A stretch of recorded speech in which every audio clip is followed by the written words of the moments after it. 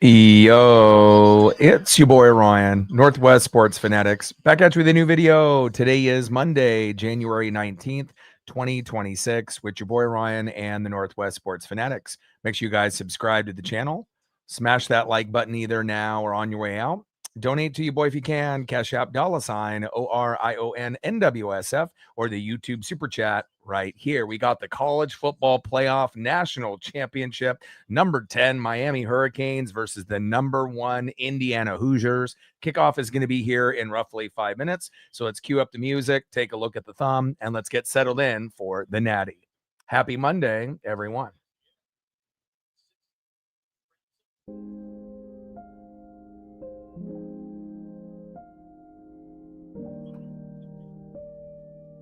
'26 National Championship, number 10 Miami Hurricanes with Malachi Toney and the number 1 Indiana Hoosiers.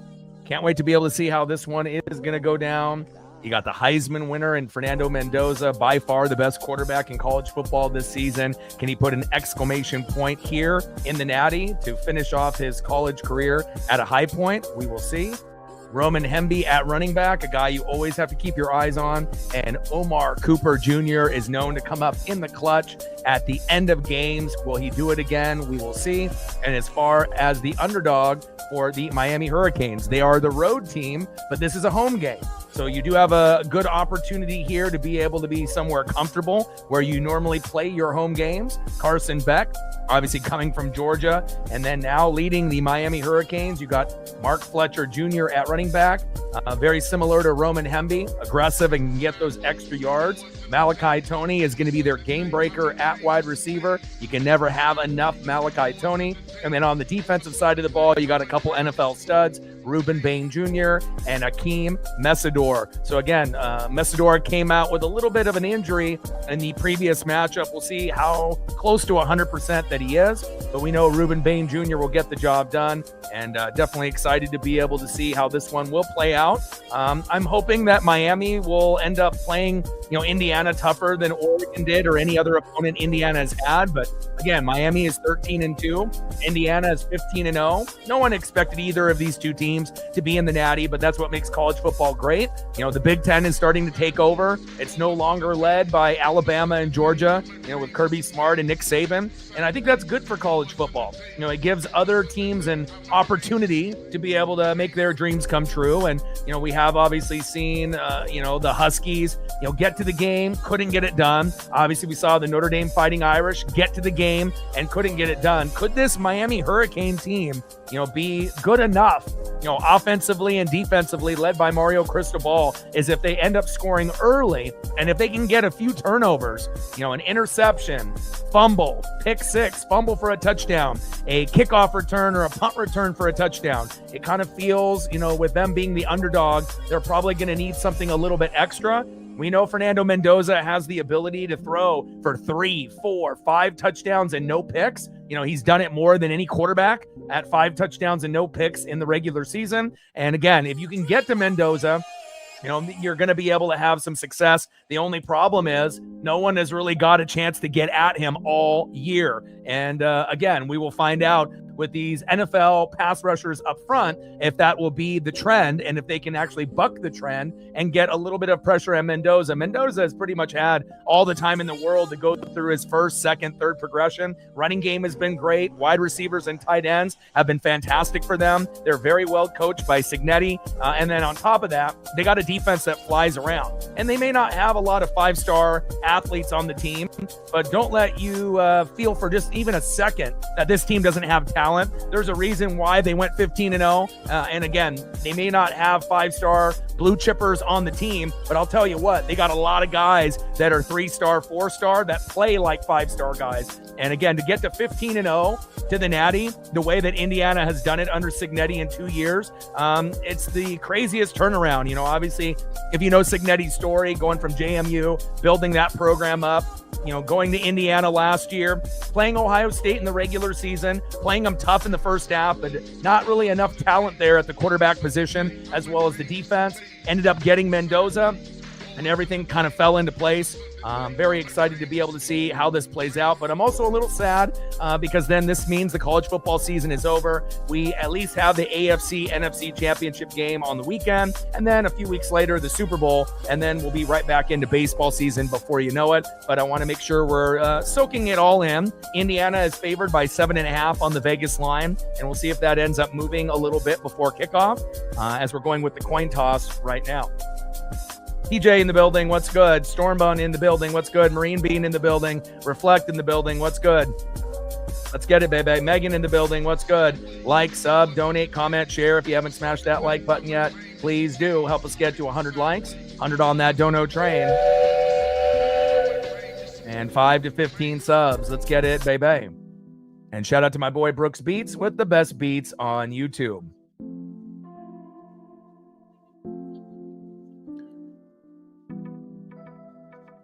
Definitely looking forward to the Seahawks and Rams for the NFC Championship game. Unfortunately, with Bo Nix's broken ankle, that's going to be underwhelming, with Jarrett Stidham at quarterback going against New England and Drake May. So kind of feels like it's going to be a rematch of a Super Bowl that we've seen before with the Seahawks and the Patriots. Again, I don't see any scenario Denver winning unless Drake May ended up having some kind of injury during the game. But realistically, it feels like New England will be able to move on. And then obviously the Ram game with the Seahawks, you assume would be closer than Denver and New England. But again, you have to understand, Seahawks have only lost 3 games by a total of 9 points, and they've been able to outscore their opponents, 200 plus. So to only have 3 losses and only to lose by 9 total points throughout the season, that says a lot to me on how good they are on offense, defense, and special teams. We saw Rashid Shaheed, run it back at the very first play of the game. He's been the biggest X factor, for the team. And Charbonnet obviously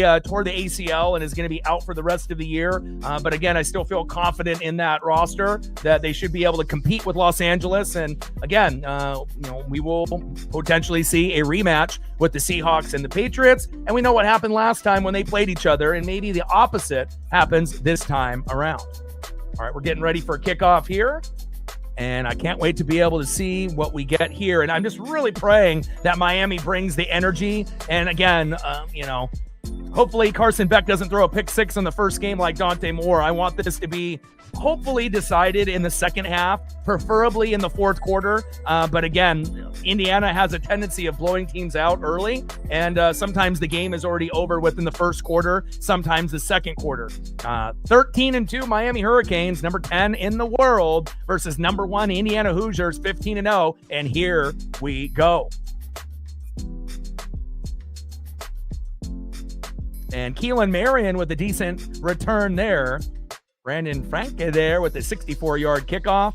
And Keelan Marion, 27 yards, tackled by Clark. And it's going to be first down and 10 at the Miami 28. And we'll see what we have. Carson Beck is definitely a capable quarterback. He might not be a, top 5 quarterback in college football overall, but definitely has some game.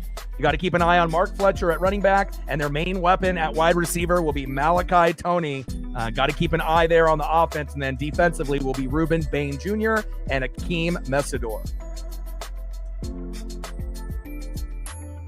And obviously, if Miami is going to compete and win this game or even keep it close, they have to be able to strike fast, and they're going to have to score early and often. Preferably scoring first would be great for them.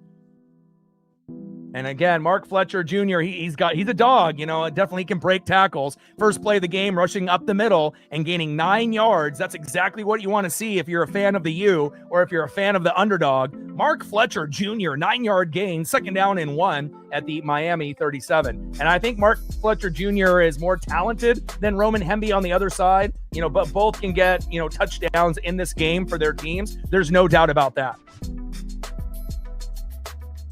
Man in motion, get set, screen pass, Malachi Toney. And Malachi Toney's got the speed. He's a good route runner, and he's a guy that can score multiple touchdowns if you give him enough targets. Nice job there by Malachi Toney. First down, the U. So far, I like what I'm seeing out of Beck. handing off to Fletcher on the first play of the game, and then getting Malachi Toney the ball early and not waiting until the end of the first quarter to get him going. You want to make sure you get your stars and your playmakers going early and often against the number 1 Indiana Hoosiers. Hand off to Fletcher, and a great form tackle there. D'Angelo Pons, beautiful tackle, form tackle, 2-yard run by Mark Fletcher Jr. Second down and 8 at the Miami 45.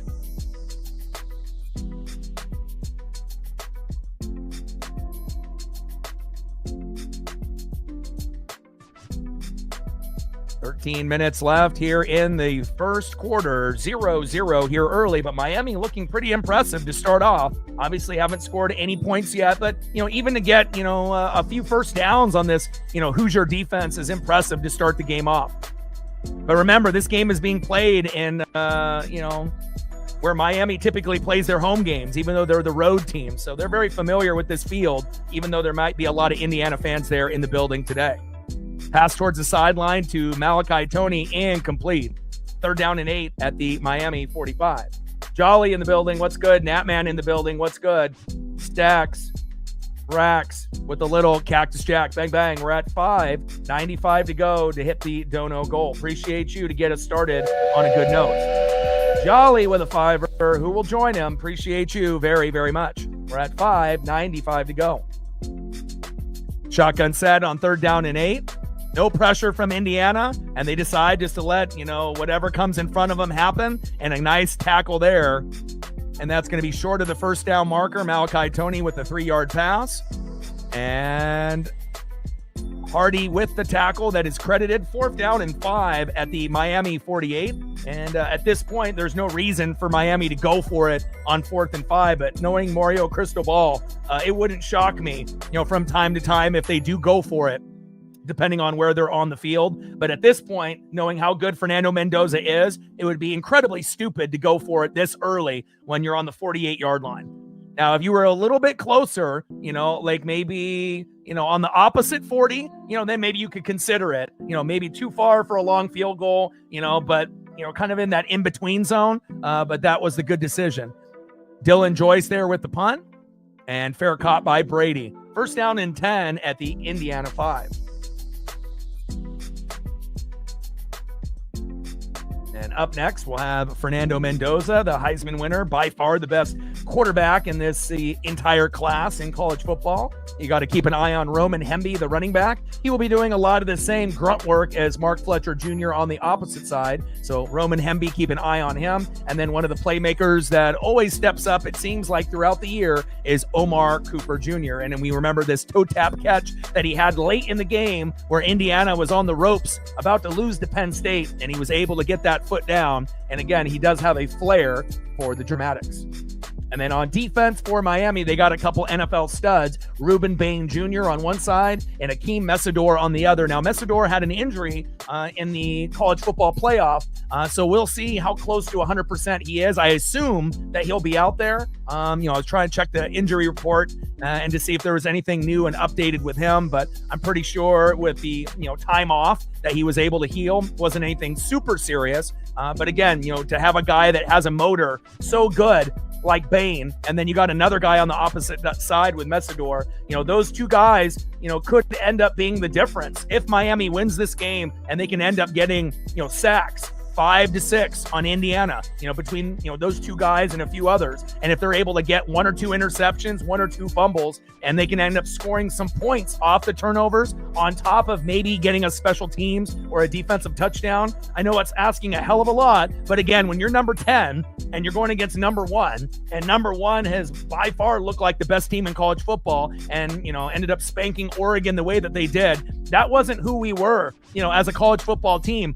But again, when you end up making mistakes early and you throw a pick 6, that kind of sets the tone. You make mistakes, that number 1 team will take advantage, and that's exactly what they did. And again, I wish that game would have been a little bit closer. But again, we ended up losing it because of the defense when we had Dylan Gabriel. We ended up losing it this year because of the offense and the defense, but primarily the offense sputtered and too many turnovers. And, as soon as that, football hit the shoulder pad of De'Aaron Hill Jr. and then you fumbled it within the own 5-yard line and then it turned into 21-7 instead of 14-7, I think every college football fan and every Duck fan knew the game was over. Again, we lasted a little bit longer, this season compared to last, having the bye, being the number one team, and then having Ohio State come in there with Chip Kelly and Ryan Day and, scoring 28 in the first quarter. And when you're down 28-7 in the first quarter, you kind of know it's over. But again, Indiana has the ability to score early and often. And first 2 college football playoff games, 8 touchdowns by Mendoza with only 5 incompletions. It sounds, I don't know, almost like, college football or Madden-ish. It's almost like unreal to be able to have more touchdowns than actual incompletions. But I guess that's where we're at.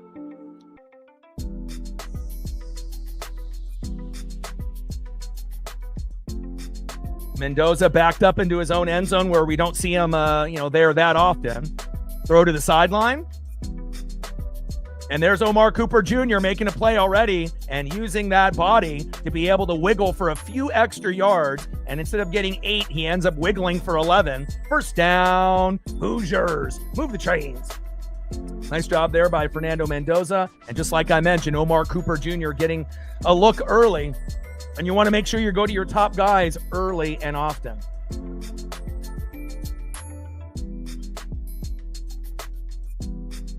Shotgun set on first down and 10. Hand off to Roman Hemby. And good tackle there by Thomas. Jacoby Thomas, the DB for Miami, coming up and making the tackle. They credit Roman Hemby with only a 1-yard gain. Second down and 9 at the Indiana 17. Forcing a few 3-and-outs and stalling some of these drives will be very key for Miami as well. Again, Indiana has a tendency of blowing teams out within the first 2 quarters, and I'm really hoping for a somewhat close game. I mean, I would love for it to be within 7 points or less, but that might be a tough ask, in this game, but you never know. It just really depends on what version of the Miami defense shows up, as well as Carson Beck in the offense. Little check down there. And Roman Hemby gets that, but gets introduced to a tackle right in his grill right away. Pure, I see you. Third down and 8 at the Indiana 18. And so far, the Hurricane defense is flying around. And remember, this is a home game for them, even though they are the away team. So normally you don't see a college football team play in their own building for the Natty. Now, we did see that with the Buccaneers and the Rams in back-to-back Super Bowls. But since the college football playoff has started, even going back, to the BCS and whatnot, this is the first time, I believe, in 15, 20 years where we've seen a team actually play in their stadium for the Natty, even though they are the road team. And Mendoza gets pressured and hurried by Fitzgerald and throws it away. And that's exactly what you want to see if you are an underdog fan or rooting for the U. And again, beautiful job. And again, certain individuals are going to have to stay home on the edges. But again, one-on-one, with Messidor and Bain, not going to be a whole lot of options there for you.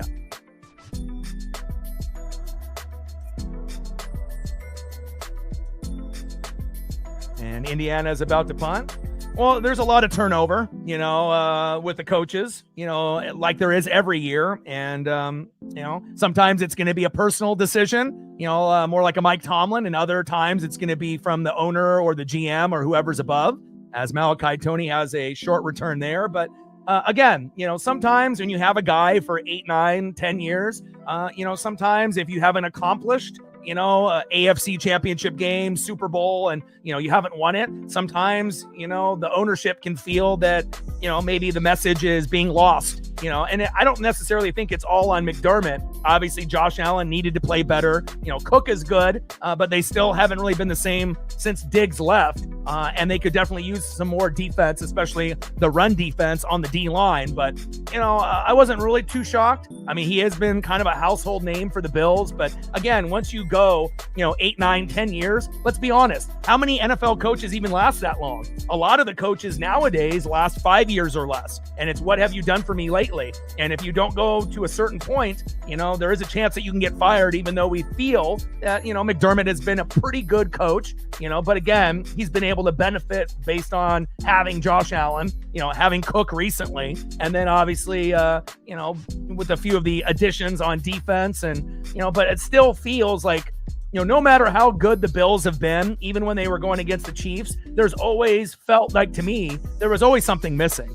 Before they had a bunch of RB2s and RB3s. Now they finally got Cook, but they don't have a wide receiver one anymore. They have Shakir and a lot of these other guys, but they don't really have a true number one. And I think that is a big problem. Defensive line isn't good. Secondary is pretty good, but it just feels like, injuries, and just the lack of talent in certain position groups have held them back. And obviously we know that they can go as far as Allen and Cook can take them, but sometimes that's only going to be, into the divisional series or the AFC championship game. And I know for a lot of us that root for underdogs or like to root for, people that aren't Patrick Mahomes or the Chiefs, recently, it's kind of one of those things. I think a lot of us fans, we want to see, Lamar in the AFC championship game. We would love to see Lamar in a Super Bowl. We would love to see Josh Allen in the AFC championship game. We would love to see Josh Allen in the Super Bowl. And there's a few others, that haven't really been able to get there yet because of, Tom Brady in New England. And then obviously with the Chiefs and Patrick Mahomes. And then you have a few other teams that in between have been able to win with Brady and the Bucks, and obviously with Stafford on the Rams, but, and obviously Jalen Hurts with the Eagles. But it shows you really how hard this league truly is. And again, I know McDermott, some probably feel he got a bad rap, but again, remember, it's not like he's been coaching only for a couple years. It was getting close to almost 10. So at some point you got to be able to, make a change, and we'll find out if that change will be for better or for worse.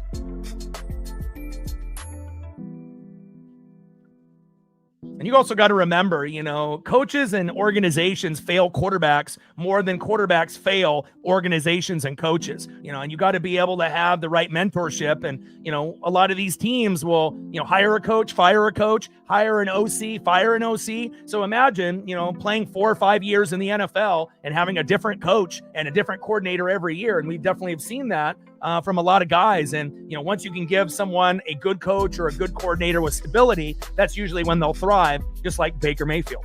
All right, we'll see what we get here on this drive for the U.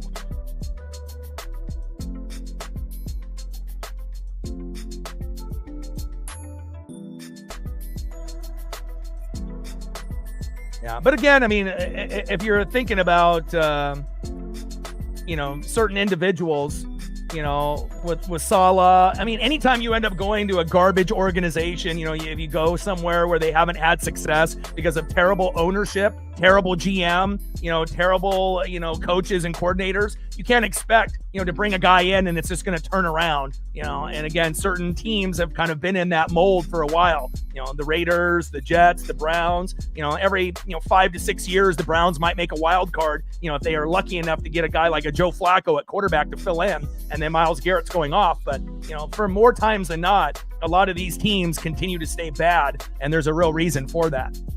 Shotgun set, and Fletcher rushing to that right side for a 4-yard gain. 2nd down and 6 at the Miami 27. And again, it's like, you can bring in guys that you feel that are talented, like the Raiders had Pete Carroll and Chip Kelly. But again, if you're only going to give them 1 year, what do you expect? Not everyone's going to be able to turn it around when they haven't been able to draft their guys, bring their guys in, and then the team is already a mess when they inherited it. So again, it's like, you got Ashton Genty, you got Brock Bowers, now you're going to get Fernando Mendoza, but again, you have Max Crosby on the other side. The last time I checked, it's 11 on 11, right? So if you only have like 5 total good players out of like 53, do you really expect a coach and a coordinator to be able to turn it around in 1 year? Of course not. But again, the NFL is very impatient, and it's what have you done for me lately type of league. And, they don't have the patience, and a lot of these organizations struggle year in and year out because of that. 3rd down and 5. Beck. Across the middle and double coverage, incomplete. Keelan Marion, the intended receiver there. Good defense there by Indiana. And that's going to be a 3 and out. 4th down and 5 at the Miami 28.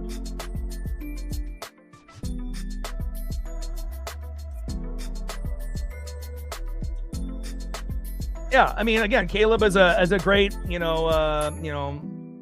kind of observation, obviously with previous coaches. He already was a little raw, coming out of USC. Even if you're, a Heisman guy and you're a first pick in the draft, but still, if you have mechanics issues, throwing motion issues, confidence issues, sometimes you got to be able to have that right guy. But again, Ben Johnson has done a great job, but also just watching the game yesterday, Caleb's still kind of, doing those things that got him in trouble, not only last year, but at USC as well, trying to force the football in little small pockets that is in double coverage. And again, if you're doing that too often, sometimes that's going to learn, that it'll be a hard, lesson to learn, and it's going to turn into mistakes, picks, pick sixes, and bad turnovers that could end up leading to L's, and obviously getting a big victory for the opposing team. So I do think Caleb is going in the right direction. But again, if you do have a good coach and a good coordinator, it definitely makes all the difference for the quarterbacks that they're mentoring. Now, if Ben Johnson never went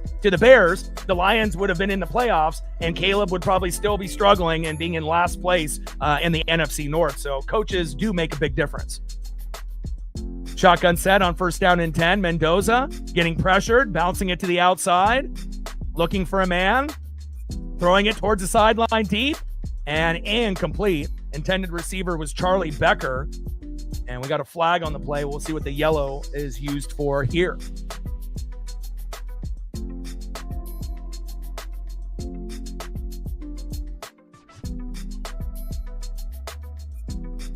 Yeah, well, with the Patriots, Judah, as you know, you guys love hiring former players. That's kind of what you guys do, right? But again, the previous coach was a former player, just wasn't a good fit. And then finally you get a guy that's a little bit more respected, handling one side of the defense, and the team. And then you got one of the best offensive coordinators in the game in Josh McDaniels. So again, if you don't bring in Vrabel, you probably aren't going to be on the cusp of a Super Bowl, maybe a playoff team, but again, it definitely makes all the difference when you can come together, draft correctly, bring in the right free agents, and have the right coaches and mentorship to take the potential of the players to a whole nother level. Little check down to Omar Cooper Jr., breaking one tackle and another, baby.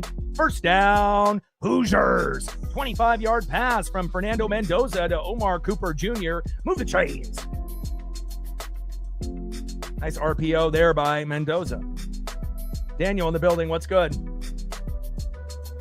Yeah, Mendoza will put butts in the seats for the Raiders. And you got Colt Miller on the line, Ashton Genty, another year in the books, Brock Bowers, a very capable tight end. Max Crosby on the other side. Who wouldn't want Max Crosby on their team? He's a dog. And again, but, they still need a whole lot more. But at least it's a good starting point for them, if they can get Mendoza. But the Mendoza you see at Indiana isn't going to be what you see for the Raiders in year one, unless by some miracle that offensive line gets drastically improved. Shotgun set. Kalen Black, the other running back there for the Hoosiers, running towards that right side for a 6-yard gain. 2nd down and 4 at the 50. Knicks' injury is terrible. Again, that game could have gone either way if Knicks played. New England or Denver could have won that, but now it just feels like New England's going to win by default. And then, we know the Rams and the Seahawks is going to be a good game, but it definitely took a little bit of steam, out of the AFC Championship game. And, I've been watching football since the mid-'80s, and I don't really remember any time we've had, a top 10 quarterback, top 12 quarterback, get injured, in overtime as they're going into the next round, especially something as big as the AFC Championship game, considering, we do have the 4 best teams for the majority of the season playing in the NFC AFC Championship game. 2nd down and 9 after that false start penalty by Bray Lynch. Throw to the sideline there. Good stiff arm. And let's see where they place the football here. 10-yard pass is what they give Fernando Mendoza credit for there to Elijah Surratt, another stud wide receiver for the Hoosiers. 1st down, Indiana. Move the chains.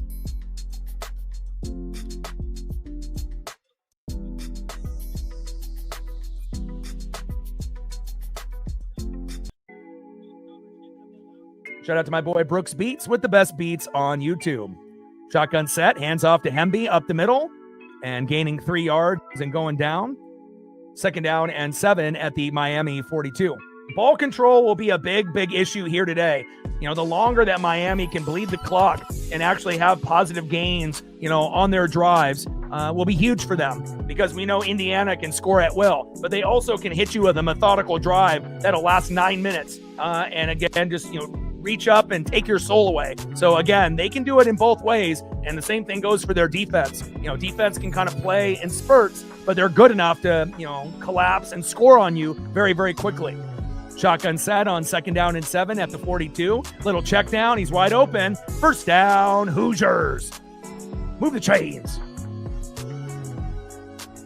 I would like to be able to see, hopefully Bain and others get a little bit of pressure, on Mendoza. It feels like he hasn't really been pressured all year. And again, a little bit of pressure there on that last play, but a split second too late and not enough to get a sack lunch or a good pressure. Nice 9-yard pass to Riley Nowakowski, the tight end for the Hoosiers. He'll be making a few plays here tonight. 4 first downs for the Hoosiers, 1 for the U. Shotgun set on 1st down and 10, throw to the sideline. And they love going to the sideline. Out routes are one of their specialties.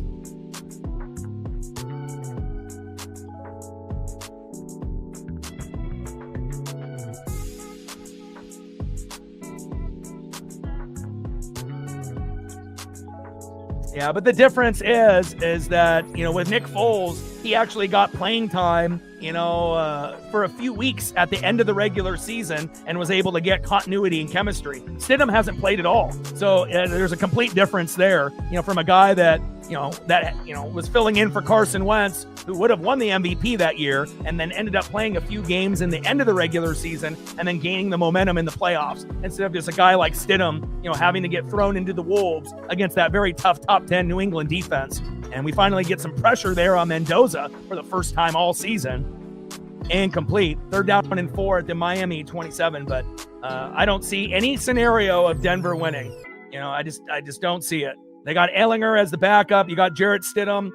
Not going to happen. You're going to get the New England Patriots in the Super Bowl, and it's either going to be against the Seahawks or the Rams, but kind of feels like it's going to be Seahawks-Patriots again in the Super Bowl, but maybe a different outcome. Shotgun set, Kalen Black rushing up the middle for a nice 7-yard gain. Jacoby Thomas with the coverage in the tackle for the U. 1st down and 10 at the Miami 20. Move the chains.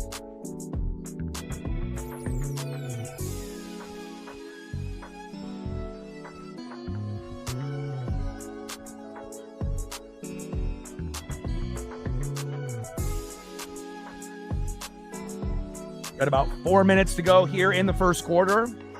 Indiana not up 21-0 yet, so that's great. And again, they're pretty well balanced. They may not be as good as Indiana, but they can definitely hang. And, as long as Beck doesn't pull a Dante Moore, hopefully it'll be a close game. Hands off to Kalen Black, off to that right side, 2-yard gain. Keontae Scott, the DB, coming up for the Hurricanes with the tackle.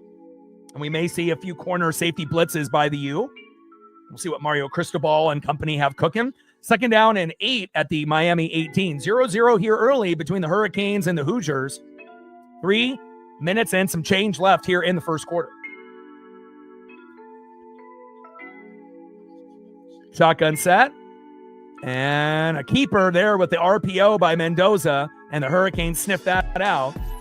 Justin Scott says, not today, defensive lineman for the U. And that's going to be 3rd down and 6 at the Miami 16. And the more field goals that the Hurricanes can get, under Mendoza, that's going to give them the better chance. Obviously Indiana loves scoring touchdowns and usually don't see too many field goals from them. So if they can force Indiana in a few field goals, including here, that'll definitely give them a better chance to compete, not only in the first half, but later in the game.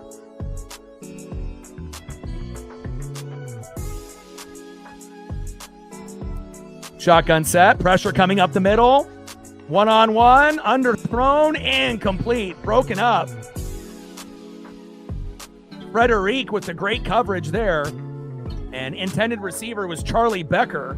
And Becker had a nice route initially, and a little bit of pushing there late, but no flags come out. Obviously there's going to be a little bit of contact between the DB and the receivers. 4th down and 6 at the Miami 16. But even though there was a little contact by both players, I don't think any flags deserve to come out there. And here we go. Field goal attempt, 34-yarder here for Nico. Kick is up, and it is good. 3-0 Hoosiers.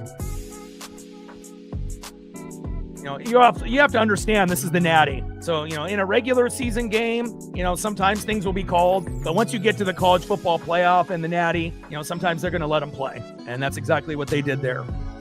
Now, have we seen that type of bump coverage, called for a penalty in the regular season and in the college football playoff? Yeah, but I don't think that deserved a penalty there. And nice job by Indiana scoring points. But if you're Miami, you feel really good that didn't turn into 6. Nice job there by Bain and company. 3-0 Indiana.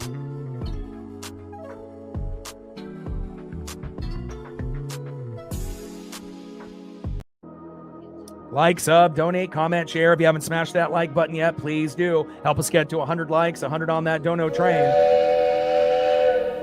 And 5 to 15 subs. Let's get it, baby. Shout out to my boy Brooks Beats with the best beats on YouTube. And if you are a mod or a regular, remember, I can't do it by myself. So if you can help with certain things here while we're doing the stream, it'd be greatly appreciated. Next up will be Carson Beck, Mark Fletcher Jr. at running back, Malachi Tony. He's a dog and he'll be able to make plays from time to time. And obviously they're going to need him to move the chains. And I can't wait to be able to see what the Indiana defense has in store. 3-0 Indiana.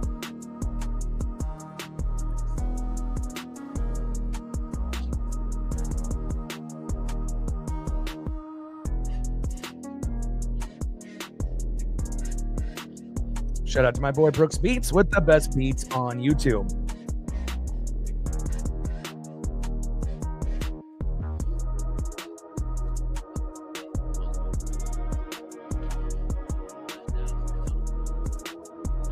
All right, we got 16 likes, 82 in the room. 84 to goal. Let's go, baby.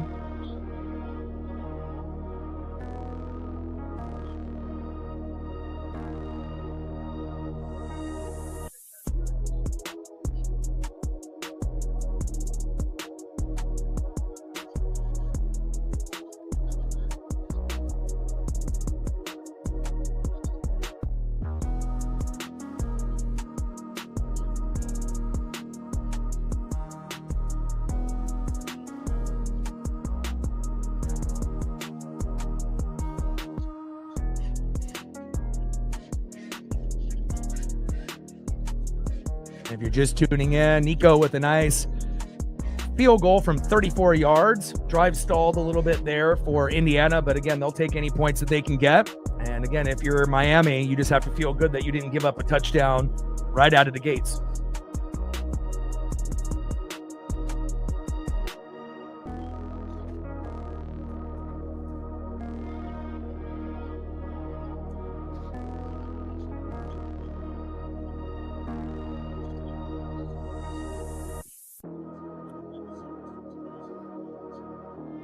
Targeting penalty would have been crazy there. All right, Indiana's kicking off after we get back here from the commercial break. Return here from the 1. Go, baby, go. And good special teams there by the Hoosiers.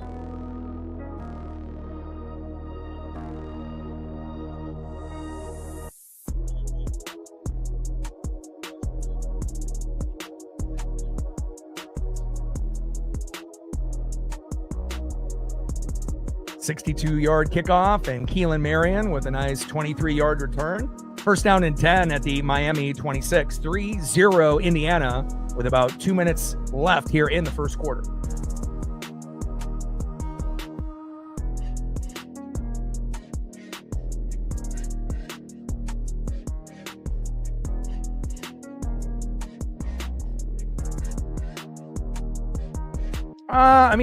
I think, there's plenty of people, that are out there, whether you're a fan of Barstool or, if you enjoy, certain networks and what they have, it's not going to be everyone's cup of tea and whatnot. I used to love Good Morning Football and the Pat McAfee show, and I don't even watch either one of them anymore. So, and I felt that those were two of the best shows when they had the OG cast before Pat got all the money and went to ESPN. Not to say that they sold out. A lot of people in that situation, would have done the same exact thing. But I feel like, the show changed and it wasn't as entertaining. It's still good, but it just really wasn't for me anymore. And then obviously once, Nate and Kay left, and then obviously Schrager just left. You only have one original host on Good Morning Football and Kyle. So again, chemistry is everything. And again, I feel like a lot of the shows that are on that talk about sports, nowadays, like with ESPN, getting a bunch of former athletes or former coaches or people that think they know sports and having them argue over dumb topics like the Dallas Cowboys are winning the Super Bowl every year.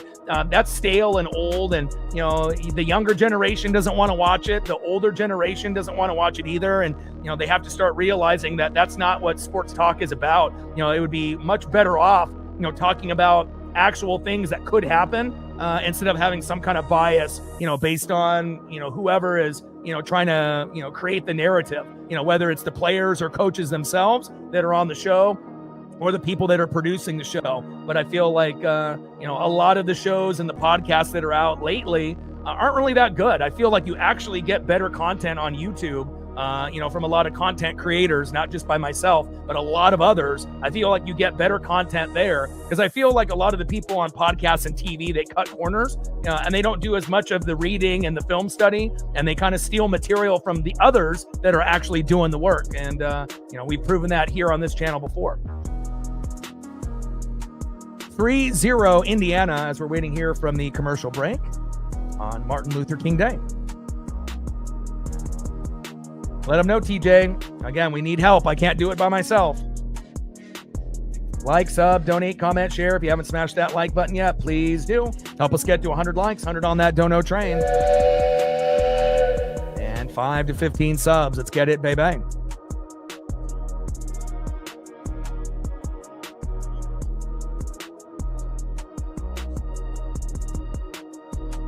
All right, third possession here for Carson Beck. Shotgun set, Beck going short right to Alex Bowman, the tight end for the U, incomplete. And even with that tip was almost caught, they're lucky that didn't get picked off by the Hoosiers. 2nd down and 10 at the Miami 26. And again, if you're Carson Beck, you don't really need to be throwing into double coverage. Again, you're going to have to throw the football at times, and trying to get guys open like Malachi Toney. But again, you can run the football. You got the better running back in Mark Fletcher Jr. rather than Roman Hemby, and let the game come to you. Again, we know Indiana doesn't have any 5-star players, even though they play like they have quite a few 5-star athletes out there. But again, as long as Carson doesn't overextend himself, this could be a close game. Throw to the sideline to CJ Daniels. Beautiful coverage there by Pons. Pons is everywhere. If you're going to throw at Pons, eventually he's going to pick it off. Great job there. Incomplete. 3rd down and 10 at the Miami 26. Reflect with a 3 here. Appreciate that. Every dollar counts. Stacks. Racks with the little Cactus Jack. Bang, bang. Appreciate you. Another $3 holla on the dono train.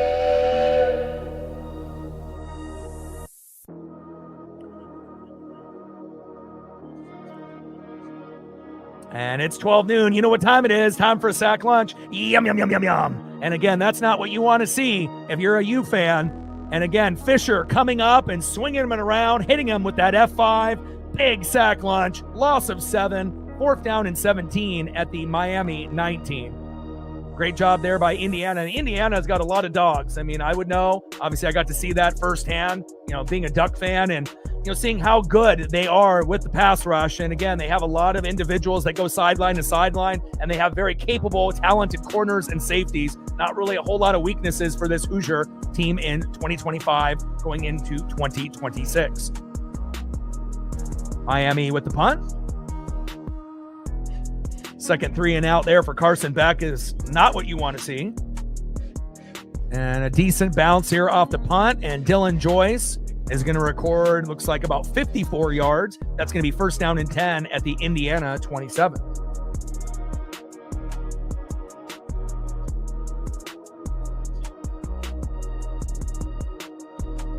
And next up, we'll have Fernando Mendoza, the Heisman winner, future first pick of the Raiders. They got to get Roman Hemby the ball. They don't need to overextend themselves and only go to Omar Cooper Jr. and Surratt. And again, they're very good at having a well-balanced offense. So, really the key, is going to be Miami not fading the run when they get down. They have to try to keep it as balanced of an offense as possible. Shotgun set. Hand off to Hemby, going to that left side. Nothing there.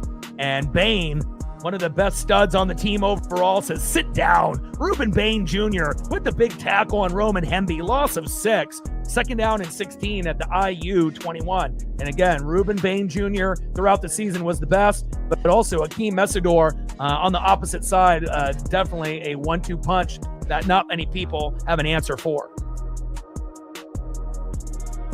And you know Bain will be able to cause havoc in the NFL next season.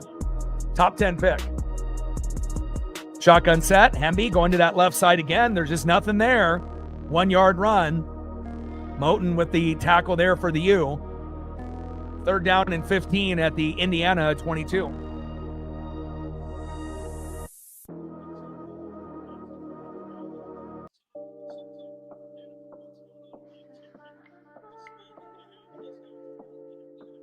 First quarter winding down, and I'm really happy it's not 21-0 already. You know, it's still competitive. Obviously, Miami kind of, in mud a little bit, on offense, but their defense looks very good, especially being able to hold Indiana to a field goal. Not many teams can say that, but also they got 2 NFL players up front in Messidor and Bain. And let's be honest, there's not a lot of college football teams that got 2 NFL players up front that could be, high-end picks. Little check down. And there's just not enough room there for Roman Hemby. And that's 4th down. No gain after that little check down to Hemby, and that's going to turn into a punt. And that's going to be the end of the first quarter. 3-0 Indiana.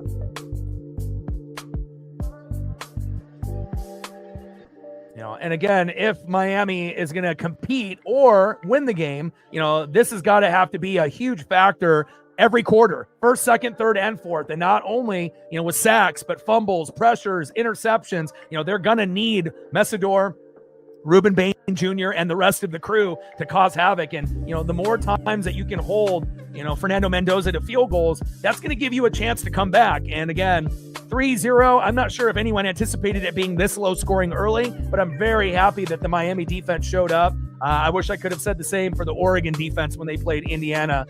Obviously, not only at Austin, but a few days ago. End of the first quarter, 3-0 Hoosiers.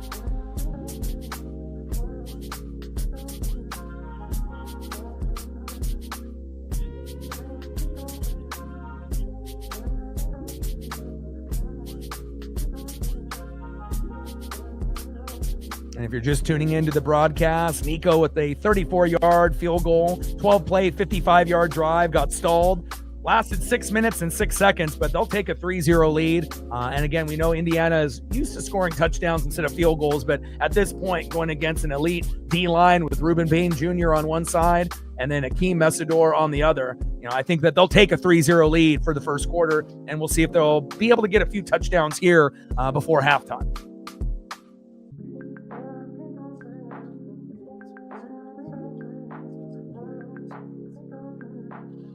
Like, sub, donate, comment, share. If you haven't smashed that like button yet, please do. Help us get to 100 likes, 100 on that dono train.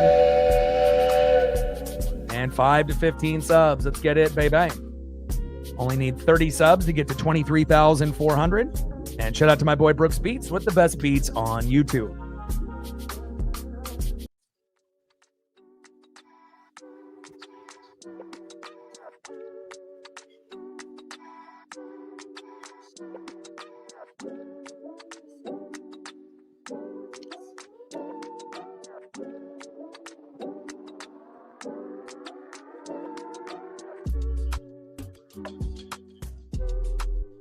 Entertaining first quarter, and I love defense, but also we want to make sure that this is a decent scoring game, to kind of cap off our, college football season. A little sad that we're, coming to an end of college football and the NFL, but, that also means baseball's right around the corner, as well as NASCAR and a few other things. And I know, there's quite a few people that enjoy those as well. Obviously, NBA and NHL already in full swing. 4th down and 11. And Tony with the punt, slips. It looked like he already went down. I don't know why they didn't blow the whistle. Unless he was able to not actually hit the turf there. But look at a replay here to see if he actually fell down and was down, but got up and kept going. Let's look here again. Yeah. Almost made it from, not being completely down, but.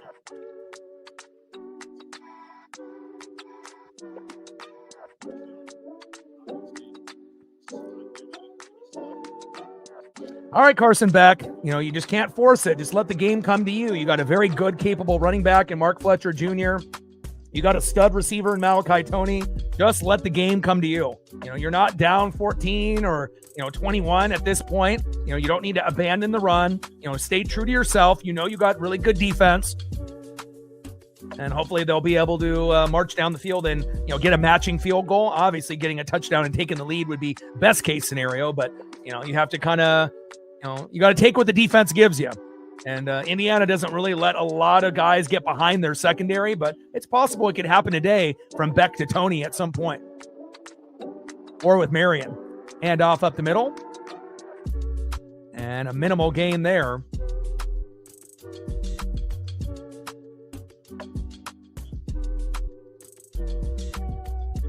They love going to Fletcher, but they need the holes to open up. Gain of 1. 2nd down and 9.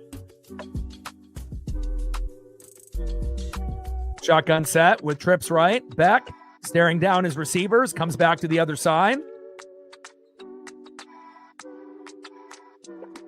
Lewis Moore there with the tackle. Daniels with the catch.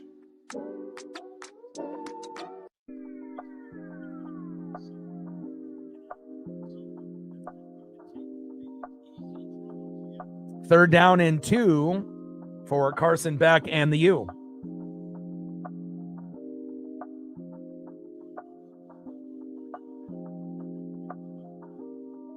Oh for 3 on 3rd down. Handoff up the middle, and Indiana sniffed that out. And again, Fletcher is a better running back than Hemby. A little bit more aggressiveness and a little bit better cutbacks. A little bit better upper and lower body strength. But again, Indiana sniffed that play out because that's typically what they love to do, just to jam it right up the middle. Got to be a little bit more creative with the play calls there. And now we'll see what they decide to do here. And it's not just one Hoosier, coming up to make the tackle. Usually it's 3, 4, 5 guys. And Miami will punt on 4th down and 2.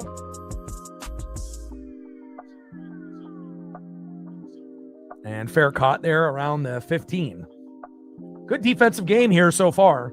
And again, if it continues like on this pace, every big penalty, every big turnover later in the game definitely will be magnified. As we go to commercial break, 3-0 Indiana.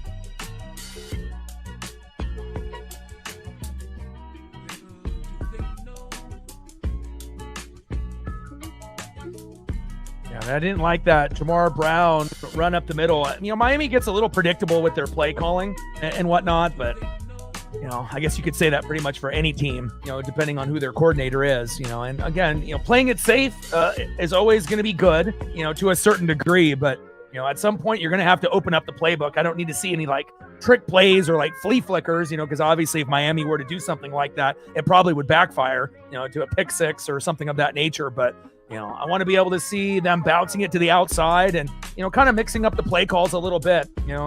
A lot of the sequences for Miami, it's like run the ball up the middle, and then you go with Beck on third down. Or sometimes they'll try to throw it, with Beck on the first two, downs, and then, try to sneak around with some kind of draw or like a run on, third down. But, Indiana is too smart for, the same type of repetitive play calls.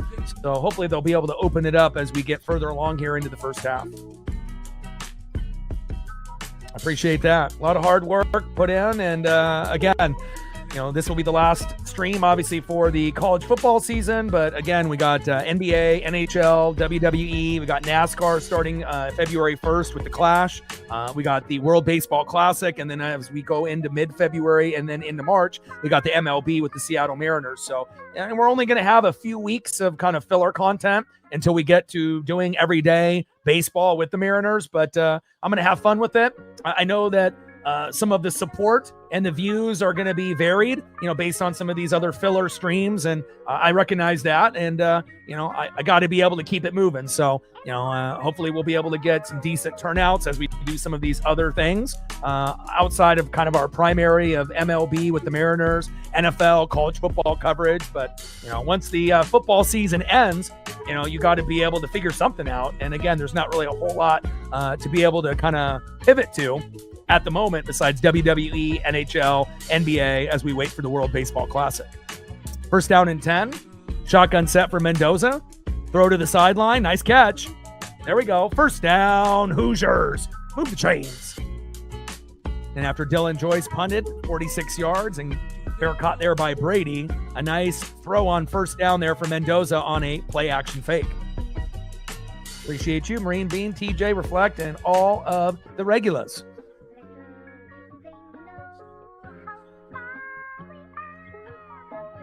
Mendoza, 8 for 11, 78 yards. Shotgun set, 3 wide receiver set, play action to the running back. Oh, that's a bad drop. Good defense there, getting a hand there late on that football. Good defense there by the U. And Elijah Surratt is normally going to come up with that.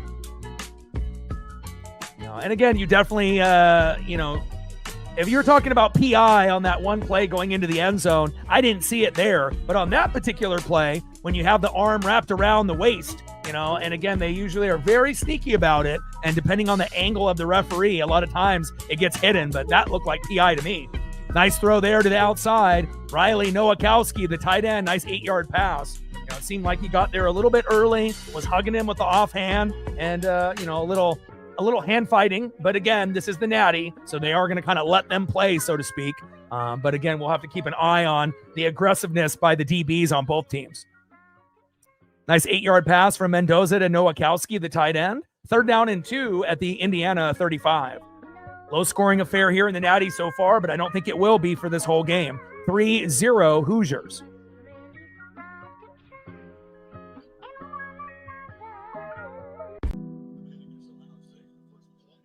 Shotgun set, hands off to Kalen Black, the other running back for the Hoosiers, and gains about 4, and that's going to be first down, Hoosiers. Ruben Bain Jr., my favorite player on the U with the tackle. Love me some defensive ends, especially guys that can wreak havoc, and have that endless motor, and that's what Ruben Bain Jr. will provide you. Each quarter, each down, you look for guys that, give that effort. Shotgun set. Hemby rushing off that 1-yard gain off that left side. Second down and 9 at the Indiana 40. As long as both teams don't abandon the run, could end up being some, magical finishes in the fourth quarter. But again, if there is a team that, might start to abandon the run a little bit early, you would assume it would be Miami, assuming they are down at that point. But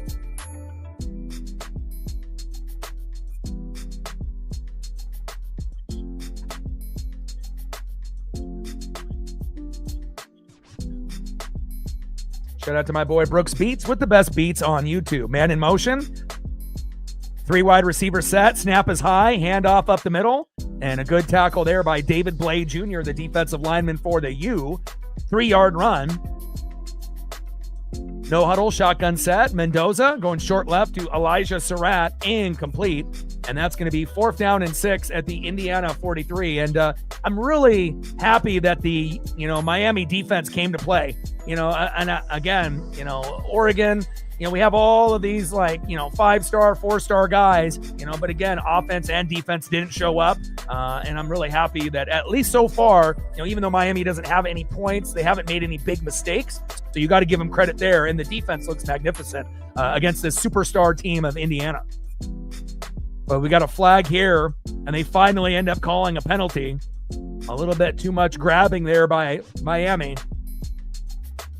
If you get a little too handsy and you're grabbing the jersey, you got to call that. They were being pretty lenient, but Frederic, you can't be grabbing the jersey like that. 15-yard penalty. And again, you can't have any self-inflicted wounds, especially being number 10 going against number 1. That was a terrible play. 1st down, Hoosiers. And handoff to Roman Hemby, and Ahmad Moten Sr. says, where are you going? You're going backwards. Loss of 5. Oh, technically loss of 4, since they just updated it there. 2nd down and 14 at the Miami 49. It's one thing if you're going to be hugging the waist with your offhand. There's another thing where you're going to be hand grabbing on the wrist and on the hand as the ball is in the air. But if you're going to be actually grabbing the jersey up at the shoulder pad and ripping it, and it's extending, and you're doing it for more than a few seconds at a time, you're going to get caught every time unless the refs are just, not looking in your area. Shotgun set. Hemby up the middle for a 1-yard gain. Bain there with the coverage and the tackle. 1-yard run there by Roman Hemby. 3rd down and 13 at the Miami 48. Got about 10 minutes left here before halftime. 3-0 Indiana. And again, I'm not mad that the game is low scoring at this point. It's competitive, rather than it being Indiana 21-0 and then half of the world already turned the game off. So I'm really happy that, it's close, at least early on. Defenses are playing great for both teams. But again, at some point in the second half, even though I'm a defensive-oriented fan, we want touchdowns, right? We want to be able to see some excitement, whether it be, special teams touchdowns, defensive touchdowns, but offensive touchdowns as well. Plenty of capable quarterback, running back, wide receivers, and tight ends in this game. As we cue to another commercial break, and we're going to have a lot of them. 9:08 left in the second quarter, 3-0 Hoosiers.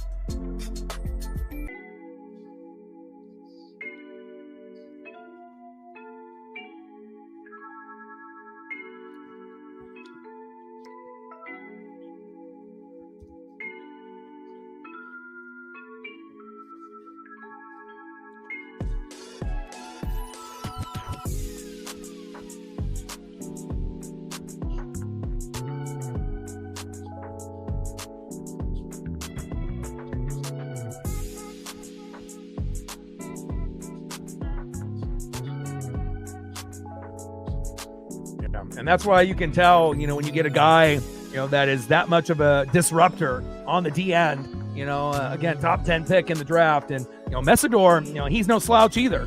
Both of these guys, have the potential to get to the quarterback early and often. And, even though Messidor ended up having a minor injury, again, very solid up front on that D line. And again, if Miami didn't have, those pieces, you would have assumed they probably would have scored a touchdown, at least one by now. So, it's a nice kind of, one-on-one based off position groups. Who's going to end up winning that? Is it going to be the D line for Miami for a majority of the game? Or is Indiana's offensive line going to be able to give Fernando enough time at some point to be able to march it down the field for that big play, possibly to Surratt or Omar Cooper Jr.?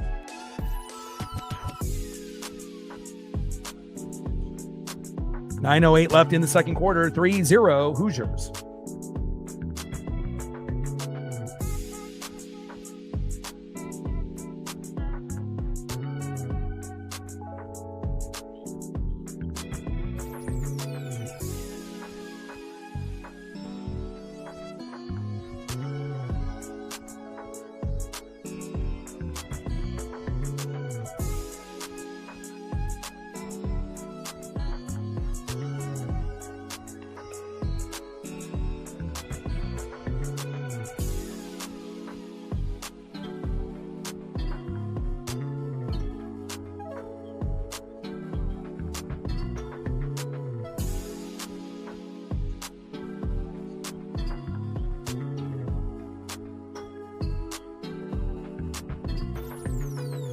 Try to manufacture a good Elijah Surratt photo.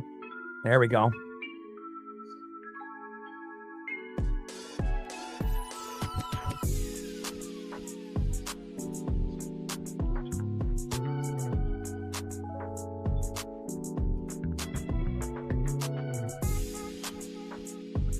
Shotgun set. Mendoza going short right to Omar Cooper Jr. And incomplete. A little high on that throw. Good pressure by the U. And there's a flag on the play. I wonder if that's a late hit. And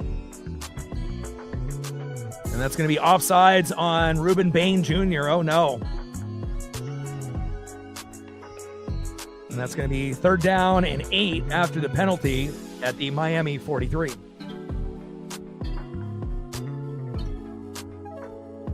But this is the most that we've seen Fernando Mendoza get pressured pretty much all season. You know, it's been pretty much a cakewalk for him almost every game, and that's a credit to the brilliant play of the offensive line of the Hoosiers. But again, they normally aren't going against 2 NFL guys on the D-line, and obviously Miami is trying to even that, matchup to a certain degree. And again, even though Miami has 0 on the board, the defense is going to keep them in the game if they can stay fresh. Handoff up the middle. Oh my, big first down. Move the chains. First down, Indiana. Kalen Black, the other running back there with a beautiful 20-yard run. And again, getting enough blocks up front. A hat on a hat. And again, Black seeing the hole and running through it. Big first down. First down and 10 at the Miami 23.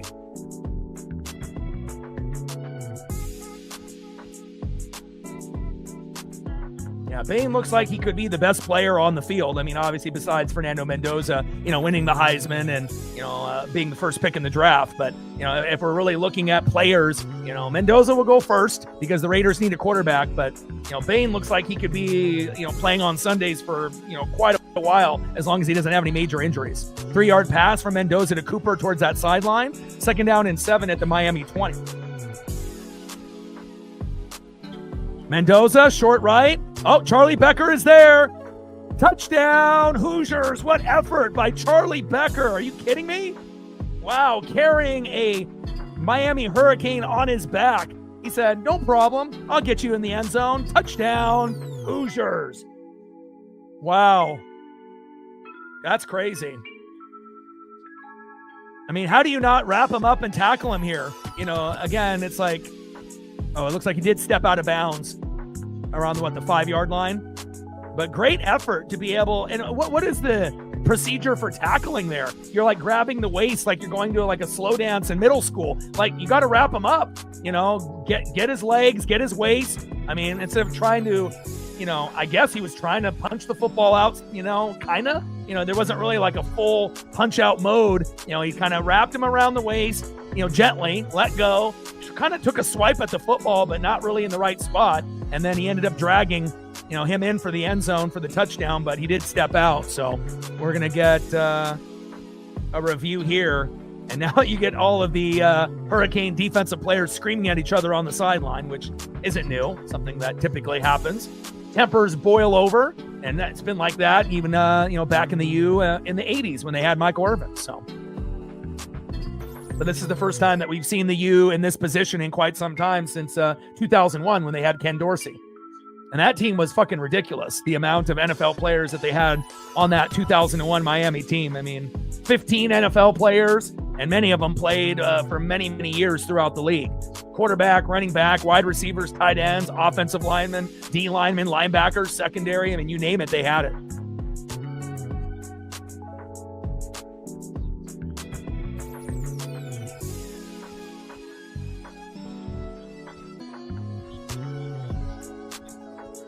Yeah, I mean, that's what the chat is for people to talk. Obviously, there's going to be people that are shy or have nothing to say that just want me to call the game, but obviously conversation in the chat is always recommended, to kind of keep the flow going, whether it's with me or with others in the room. But it's not something that's required, but it's encouraged. All right, now we got 1st and goal, and this is really a key point for Miami's defense to see if they can hold the 3, which would be huge for them considering how this game has gone. But momentum for Indiana, when they're this close, it's going to be tough. And looks like he gets about a yard there. Try to hit you with that fake pass and that little delayed handoff, but Miami sniffed it out. And thankfully, Miami's got a good defense, so that way they're not going to, get pushed around all 4 quarters. Mendoza to Cooper, and that's going to be 2nd down and goal after the other previous play that didn't get them the points.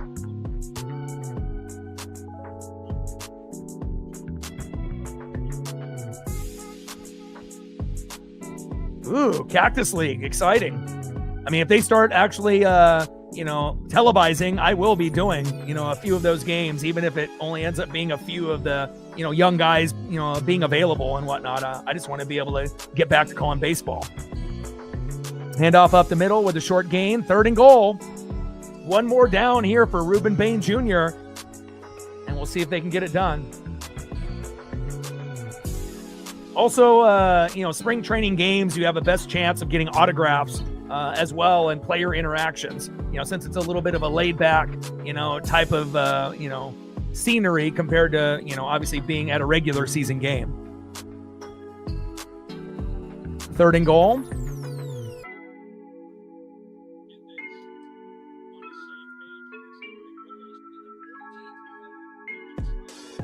Fourteenth play on the drive. Very impressive.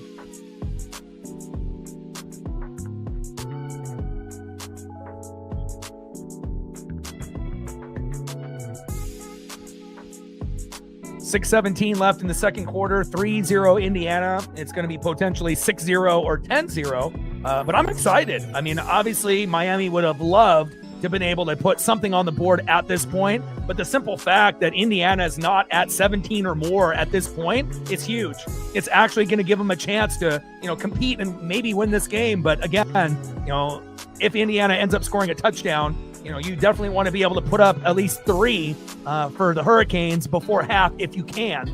Being only down by 7 going into halftime would be huge for them instead of being down by 10. But still, nothing really to get too worried about if you're only down by 10 points at half. Still something that Miami could come back from. But again, Indiana is a powerhouse. Miami is very good on the D-line.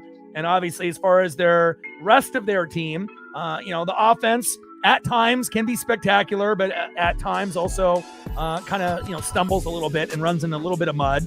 Play calling isn't the greatest throughout 4 quarters either. And then sometimes the linebackers and secondary will get burned at times, but what defense doesn't? But, when you're going against a 15-0 number 1 Indiana Hoosier team, I think they've done a magnificent job, a hell of a lot better than Oregon did. Again, we had more self-inflicted wounds on offense, with interceptions, pick sixes, fumbles, and we kind of handed the game over. And then the previous year when we had Dylan Gabriel, I thought he did well, but again, the defense let us down. So it's like defense let us down with Dylan Gabriel, offense and defense let us down this year. And again, when you end up playing a powerhouse, you got to bring your A game for 4 quarters. And, I know Miami's at a 0, but 3-0, I don't think anyone would have predicted that score at this point in the game. And, if you are a Hurricane fan, a little concerned that it's 0, but on the flip side, Indiana only has 3.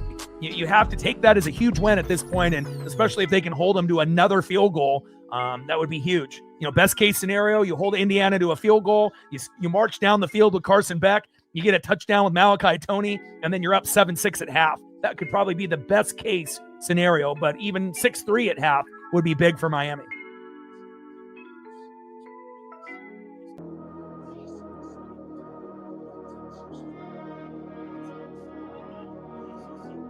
And normally, me being a defensive fan, I love these type of games. But again, I do want to be able to see offense, get some points on the board with some touchdowns. But again, I don't mind it being close rather than it being over already.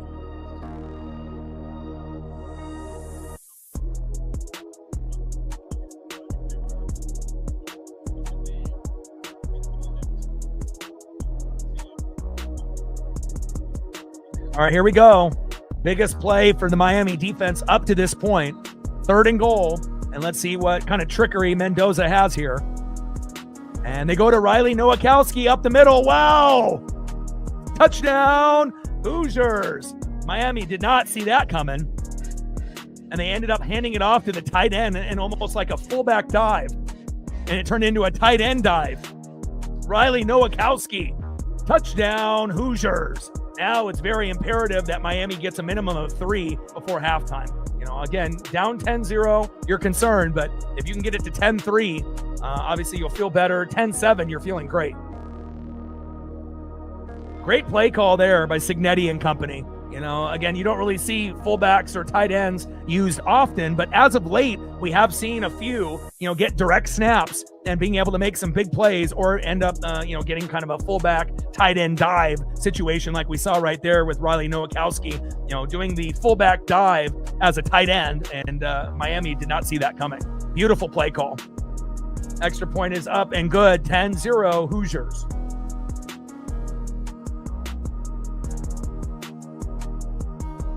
Yeah, I'm probably going to only be able to go to, I think, one game this season, but we still haven't really decided, who we want to go see. Obviously, I would want to go if we're going to be able to get like a bobblehead, and I know Cal's got one coming up this season, which I need to get. If I don't go to the game, I'll probably have to get it on eBay and whatnot, but I definitely want to be able to, get some kind of souvenir when I go, but the 4th of July plans kind of got ruined based on the Blue Jays coming to town and having the tickets being ramped up based off the price, but we'll see. Got about 6 minutes left here in the second quarter. 10-0 Indiana. Quinn Warren with the kick, 65 yards, and that turns into a touchback. First down and 10 at the Miami 25.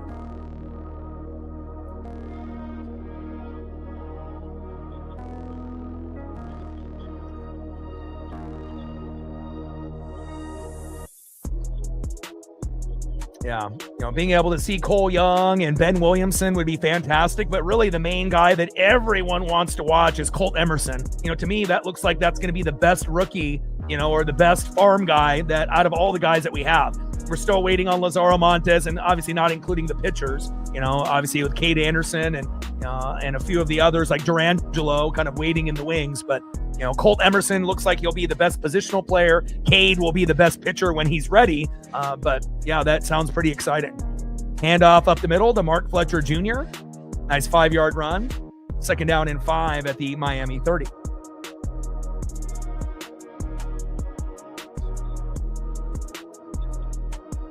Nice job there by Mark Fletcher Jr.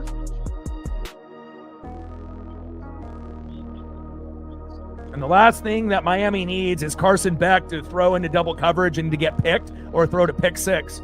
We want to make sure that this game stays close. And again, hopefully Beck, won't end up making that mental error. And you can definitely tell that a lot of the Hurricane players are at each other's throats already, offensively and defensively. And again, they already knew how tough this game was going to be. But you don't want to be able to, argue within your own teammates and then lose the game that way. You already have an opponent that you need to be arguing with or going at, and that's the Indiana Hoosiers, not yourselves. Handoff, and Fletcher trips.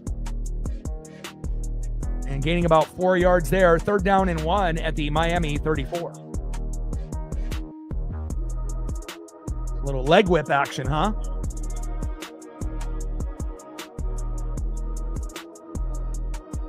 Tripping. Where's the tripping call?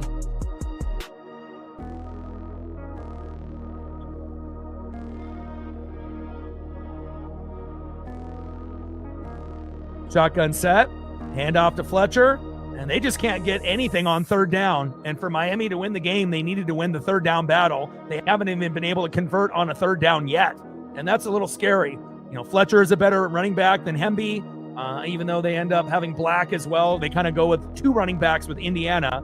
And again, you got to be a little bit more creative with the play calls. Indiana's got a lot of defensive players that go sideline to sideline. So just, going with counters and dives, that's too, vanilla. You got to be able to open up the playbook. Let Beck run an RPO, let him bounce it to the outside and make the decision to flip it, throw it, or run it with his legs. You got to be able to be a little bit more creative here against Cignetti and this Hoosier defense. 4th and 1 and another vanilla play. And very close to that first down marker. But again, too many vanilla calls, and I get it. You want to play it safe, but at some point when you're down now by 10, you got to open up the playbook. And it looks like Mark Fletcher Jr. is going to get just enough to get that first down. And we'll see if Indiana challenges or not, because the initial, battle up front, it looked like he was short, but it all depends on when the whistle was blown with forward progress.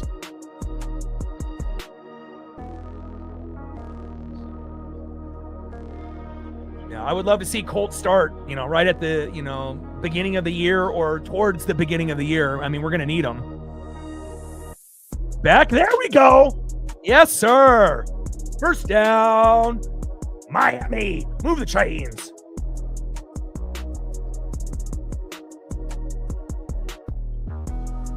First really good protection up front for the Hoosiers. A great route and great vision by Beck. He had to throw it over the linebacker's head. And again, you can tell the zone that they're playing, there's not a whole lot of windows there. And your passing has to be very accurate against the Hoosiers. And that was a very accurate throw, threading the needle. Nice job there by Carson Beck.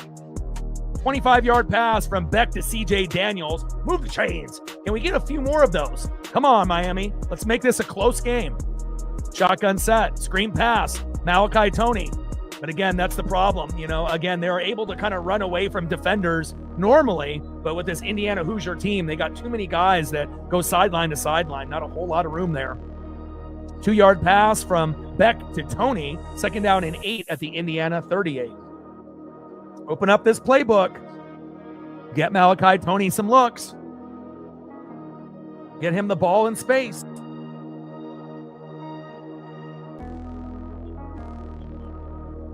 That's a beautiful stat line. He's going to be a fan favorite as soon as he comes up.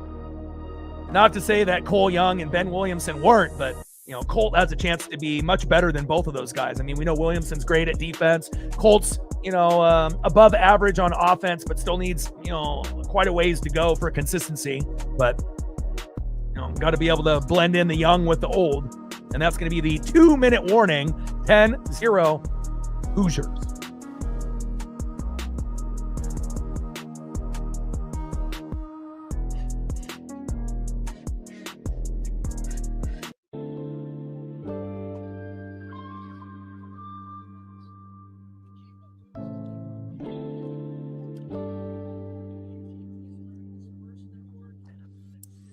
Two-minute warning before halftime, 10-0 Hoosiers. And if you're just tuning in, Nico with a 34-yard field goal for Indiana, making it 3-0 in the first.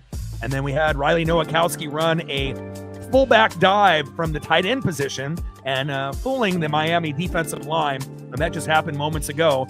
10-0 Indiana.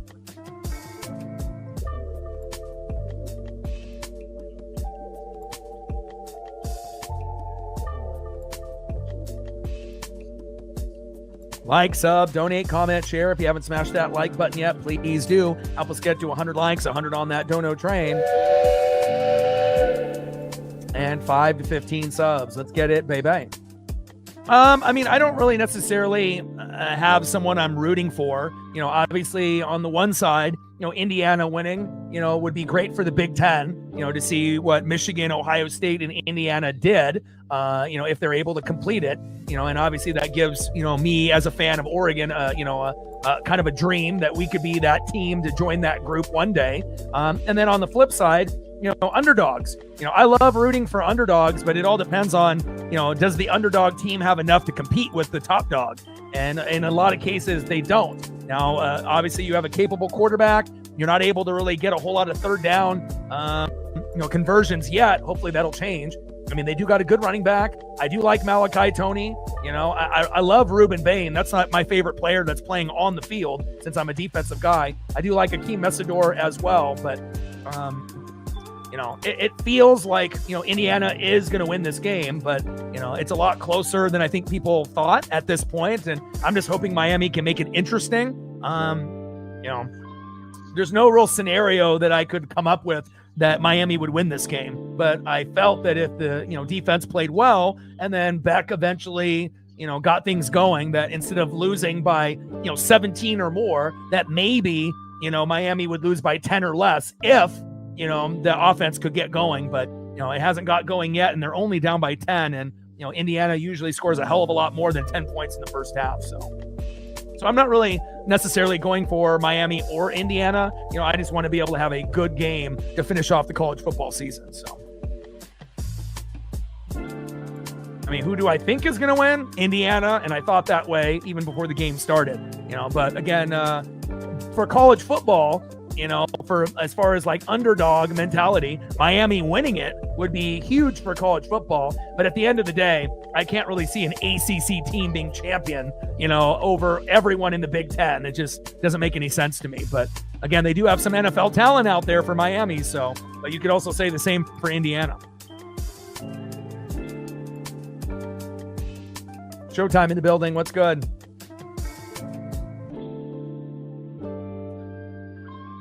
Mark Fletcher Jr., no gain. D'Angelo Pons is a dog coming up from that defensive back position with the tackle. 3rd down and 8 at the Indiana 38. 10-0 Hoosiers with 1:30-ish and counting before halftime. Shotgun set. Beck going short left to Keelan Marion, one of his favorite targets. And it looks like he gets about 6 yards there. 4th down and 2 at the Hoosier 32. At this point, you have to go for it. You have 0 points at this time. The defense has played good. But again, it's only 4th down and 2, not 4th down and 5. I think at this point, you have to go for it. But again, I don't need to see a vanilla ball, going to Fletcher with a counter or a dive. You have to be able to open up the playbook. And, if you actually run like an RPO with Beck, and have him either flip it, throw it, or use his legs, to be able to run for a 1st down, that might be the way to go. And honestly, if the Miami Hurricanes are going to win this game, Beck needs to be able to have like 50 yards rushing by the time this game is over. He needs to be able to use his legs as a weapon, and they haven't really done it yet. And it's not like he's that fast, but sometimes you want to make sure you keep the defense on their heels. And again, with the vanilla play calling, running it up the middle, eventually Indiana is going to figure out what you're trying to do. And, they haven't really been able to get the deep ball going just yet. And, and we know Beck isn't the most reliable on the deep ball either. But at some point, you got to test those DBs on Indiana. You're down 10-0. You got 38 seconds left before halftime. If you're not going to go for it on 4th and 2, when the hell are you going to go for it? You got to go for it at this point.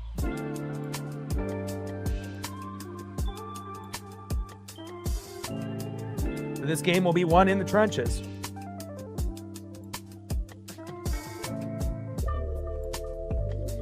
Wow, they're going for a long field goal. Wow.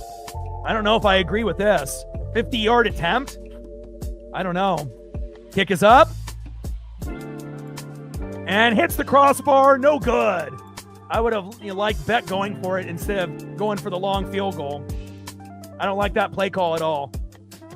Now, obviously, if he would have made it, then 10-3 looks a hell of a lot better than 10-0. But, 50 or more, that's a lot of pressure for your kicker. And again, if it was under 50, maybe you take that chance, but 50 and above, no way. Not when it's 4th and 2. If it was 4th and 5, I get it. 4th and 7, I get it. But 4th and 2, you have no confidence in Carson Beck using his legs and getting 2 fucking yards. This is the Natty. This isn't a regular season game. And the field goal is missed by Carter Davis. If you have no confidence in your quarterback and your offense to get 2 fucking yards, that's alarming, There's a chance that they could have been vanilla and handed it off to Fletcher and got 1 yard and then they turned the ball over, but play calling sometimes will be the bugaboo for Miami, You got to open it up. Feel bad for the Hurricane fan base, but again, you're only as good as your coaches and your play callers, and they've been out-coached so far. Mendoza towards the sideline. Becker with a nice catch. They got so many athletes, on Indiana. Wide receiver, running back, tight ends, O-line, D-line, secondary. There's not really any weaknesses on this Hoosier squad. It's impressive. Especially for a team that's not usually known for being like a college football, powerhouse. They were pretty good last year, but obviously improved the quarterback position and many other positions this year. And, you don't usually see this drastic of an improvement, from one year to the next. But Cignetti is the real deal. I'm hoping one day Dan Lanning will be in that position. Yeah, that's Cignetti's, persona. He's going to be mad no matter what. I mean, even if they were up 30-0, he'd be screaming out there. That's just kind of, his, persona and whatnot. He just wants everything to work out correctly. And again, behind the scenes in the locker room, you'll see him crack smiles, but again, on the field and in interviews, he'll be very stern and always looking angry and upset. So. But again, he just wants to make sure every single position group does their job. And now we got 3 seconds left. And what are we doing here? We're going to do a little hook and ladder. Are we going to do some kind of trick play?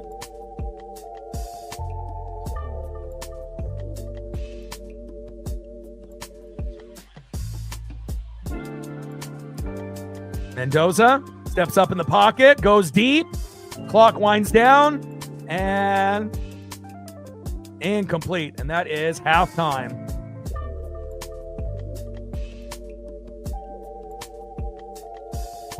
Yeah, there's a lot of coaches, that came under the Nick Saban coaching tree. If you look at a lot of the coaches that have had success that are, top 10 teams, good chance, that they came from that Alabama coaching tree.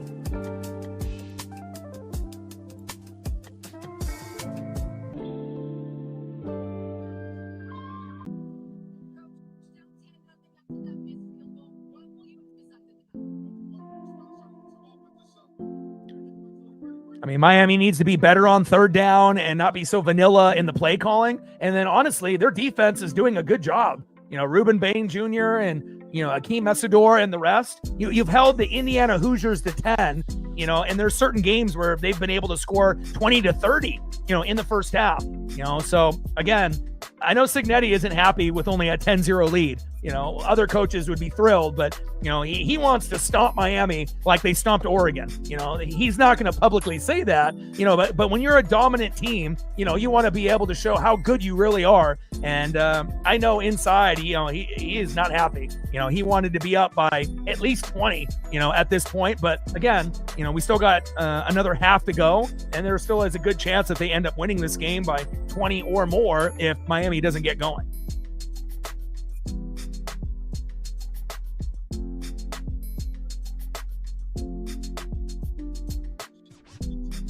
And remember, this is a home game for Miami, even though they're the road team. But even that being said, a lot of Hoosier fans in the building, little disappointed that Miami couldn't get at least, something, before the half. But again, that the whole mindset of 4th and 2. If you don't believe in your quarterback and your offense, with less than a minute to go, that they can't get fucking 2 yards, and I get it, they weren't able to convert third downs prior to that, but look at the plays that they're calling on third down and short. You're running the same play over and over again to Fletcher up the middle. You have to open it up and bounce it to the outside. Run some play action, some bootleg, RPO. Let Beck be a weapon with his arm, his legs, or anything above and beyond that. And again, sometimes you got to be able to let your quarterback run and get you some extended first downs. And again, it's just been too much of a vanilla playbook for Miami. The defense did their job holding Indiana to 10. But again, offensive line and defensive line, for the most part, is being won at the line of scrimmage by Indiana, barring, a few big plays by Bain up front on that Miami defensive line. But with all that being said, and Indiana dominating the game up to this point, Miami's only down by 10. So if they can just get, something going, they have a chance. We know that Indiana is not done scoring. Indiana's going to get over 20 points. There's no doubt about that. They could end up getting, 24-35 before this game is over. But being 10-0, even though you're still at 0, you're still in it. But again, it kind of feels like Miami's special teams or defense needs to score for them to get closer into this game. If they're going to rely on just the offense alone, I mean, what's the maximum amount of points that Miami can put up offensively in the second half? Like, if everything goes right, maybe 2 touchdowns, that's max, So, and based on how they played in the first half and they were not able to convert on third down, they might not even be able to get more than 1 touchdown. It might be just a touchdown and some field goals, but, that's not going to be enough to beat Indiana more than likely.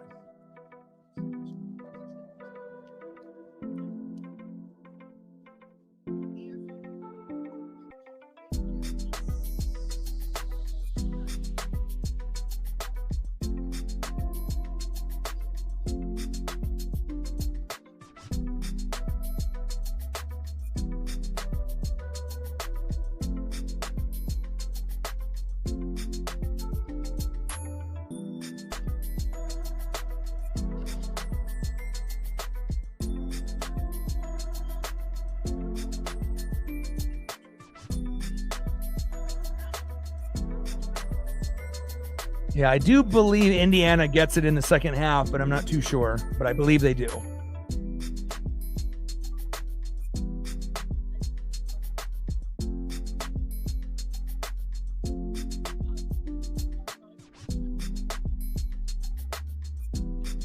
But Mendoza, 12 for 17, no touchdowns yet. Beck is only 6 for 10, but Mendoza's got 116 yards. And then again, with Roman Hemby and Black, they've been doing a better job with that 1-2 combo. And then Omar Cooper Jr., 3 receptions for 39 yards.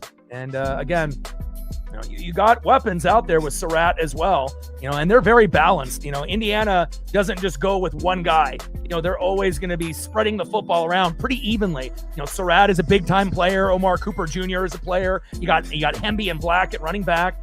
You had Nowakowski at tight end. So they beautifully, maneuver the football, and they don't really target this one guy over and over and over. Like with Beck, they go to Fletcher over and over and over, and then every once in a while, you'll end up seeing Tony or Marion get some looks, but it doesn't feel like a cohesive offense. It's just kind of like they're picking a play and then throwing it at a wall and hoping it sticks. And again, you've seen one or two nice throws, threading the needle by Beck, but not enough to be able to get points. And I think the real big alarming thing for me was that 4th down and 2. Again, if it was 4th and 5, fine. You want to go for that long field goal, go right ahead. But 4th down and 2, less than a minute to go to give yourself a chance to maybe get a touchdown, and then if not, maybe a 1st down and then a field goal that's closer.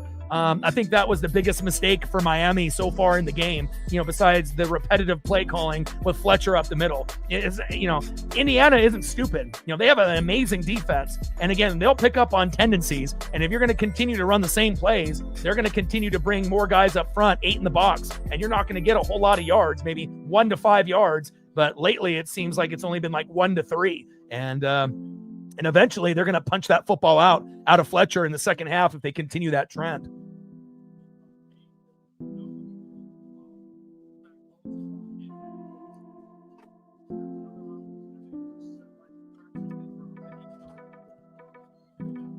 Like, sub, donate, comment, share. If you haven't smashed that like button yet, please do. Help us get to 100 likes, 100 on that dono train. And 5 to 15 subs. Let's get it, baby.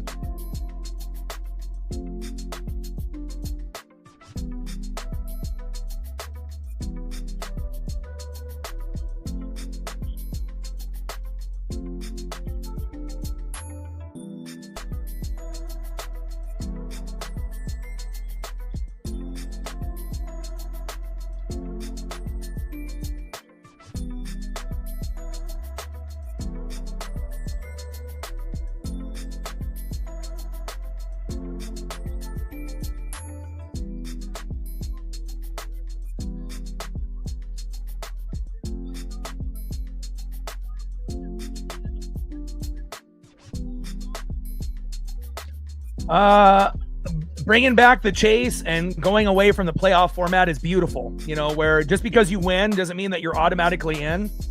And again, I know there's going to be certain fair weather fans of the sport, that liked it, in the playoff format. I wasn't really a huge fan of it, and again, I'm kind of an old school, type of guy. And, I was watching, NASCAR when Dale Earnhardt, the Intimidator, was, doing his thing, and then going into the beginning of Jimmy and Jeff, with Hendrick Motorsports. And, again, we know Hendrick is very dominant with the drivers that they have and whatnot, but it feels like Toyota and Ford have definitely caught up within the last few years. And I feel that, making sure that you're holding every driver accountable and it's going to be based off points throughout the season, I think that's the way to go, because you want to be able to reward consistency. You want to be able to reward the top 5 finishes, the top 10, finishes, right? Instead of having a guy win a race and then having him DNF 7 times during the season and then not having too many top 5, top 10s. And then all of a sudden you give that one guy an automatic berth just because he won that one race. And I get it, how hard it is to win a race, and it's not like you get, drivers that are going to win 10 or more in a season. In the last 10 to 15 years, we've only seen a couple guys that have been able to win, more than 7 races in a season, and having that dominant Jeff Gordon, Jimmy Johnson, Dale Earnhardt type of, year, right? But again, it is possible for guys, to be able to get 1 to 3. And again, sometimes that 3 will turn into 4 or 5, but it feels like it's a little bit more competitive. But I'm definitely looking forward to the clash.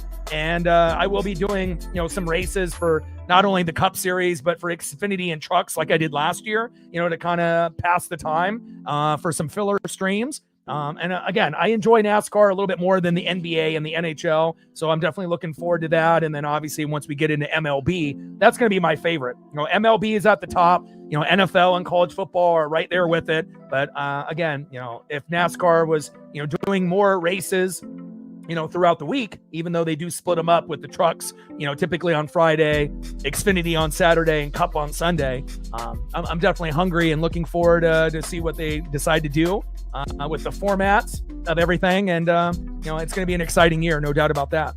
10-0 Hoosiers. And again, extended halftime. That's the only problem with college football. Too many commercials, but you can say that for any football game. And on top of that, I don't like college football halftime being like 25 minutes. In the NFL, it's like 12 minutes and 30 seconds, and that feels like a perfect time. And I get it. It's sponsorship and money and commercials and letting the players change their cleats and, being able to game plan and whatnot, go to the bathroom. But I don't know, 25 minutes seems a little too much for me. So. Yeah. Well, I feel, to me, after Chase, ended up having his accident, with the whole snowboarding, skiing thing, he hasn't been the same, and again, he's been better as of late, compared to that first year after the accident, but again, he's not the top dog anymore. Larson, it seems like, is much better than him. Even William Byron in the last couple of years has surpassed him, so right now, you're only better than one driver on your team. You're third, and we know that Chase has got the ability to win, 1 to 4 races throughout a year. But again, it just feels like not only is he competing with himself, he's competing with the teammates, and it's got to be pretty tough, whether he wants to admit it or not, to be able to see Byron and Larson have so much success and having himself, feel like he's just as good as them. But at the end of the day, you're not getting the same type of rewards as those guys at the end of the year. And, again, consistency is everything. And it also helps when you got, a good pit crew. You got to have a good spotter. You got to have a good crew chief. All that shit matters. And I feel with Chase, some of the pit crew and some of the, changes and strategies, based on who's on his team haven't been the greatest. And I'm not saying that they need to, fire guys and get new guys in there, for the pit crew and for, the spotter and for the, crew chief and whatnot. But, it definitely, if you have a good one, obviously you can tell going back and, the Richard Petty era, the Dale Earnhardt era, the Jimmy and Jeff Gordon era, the Dale Earnhardt era, and then obviously the era that we're in now. It's just as important, to have a good spotter, a good pit crew, and a good crew chief than it is to be able to have a good car, and the drivers can find a way when they're great to be able to handle a bad car. But if you don't have a good pit crew and you don't have a good crew chief or spotter, you're screwed. You're only going to be able to go as far as they help you. So, no matter what your talent is, if you don't have a team, you're only going to be able to get to a certain point, and there's going to be someone that's going to surpass you. So.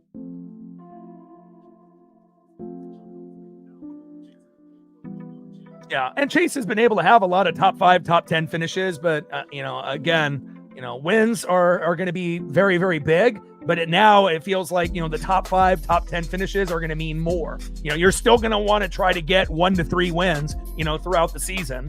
And again, if you can get more than that, then kudos to you. But I think every driver going in is going to be going for 1 to 3. And then if you get to 3, you're going for 4 or 5.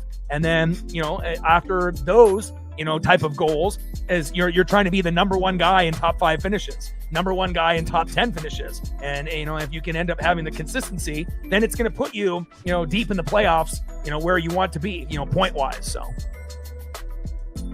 but I do like the fact that, that they did make the changes. And I hope one day that Chase will get back to, being the championship driver that he was.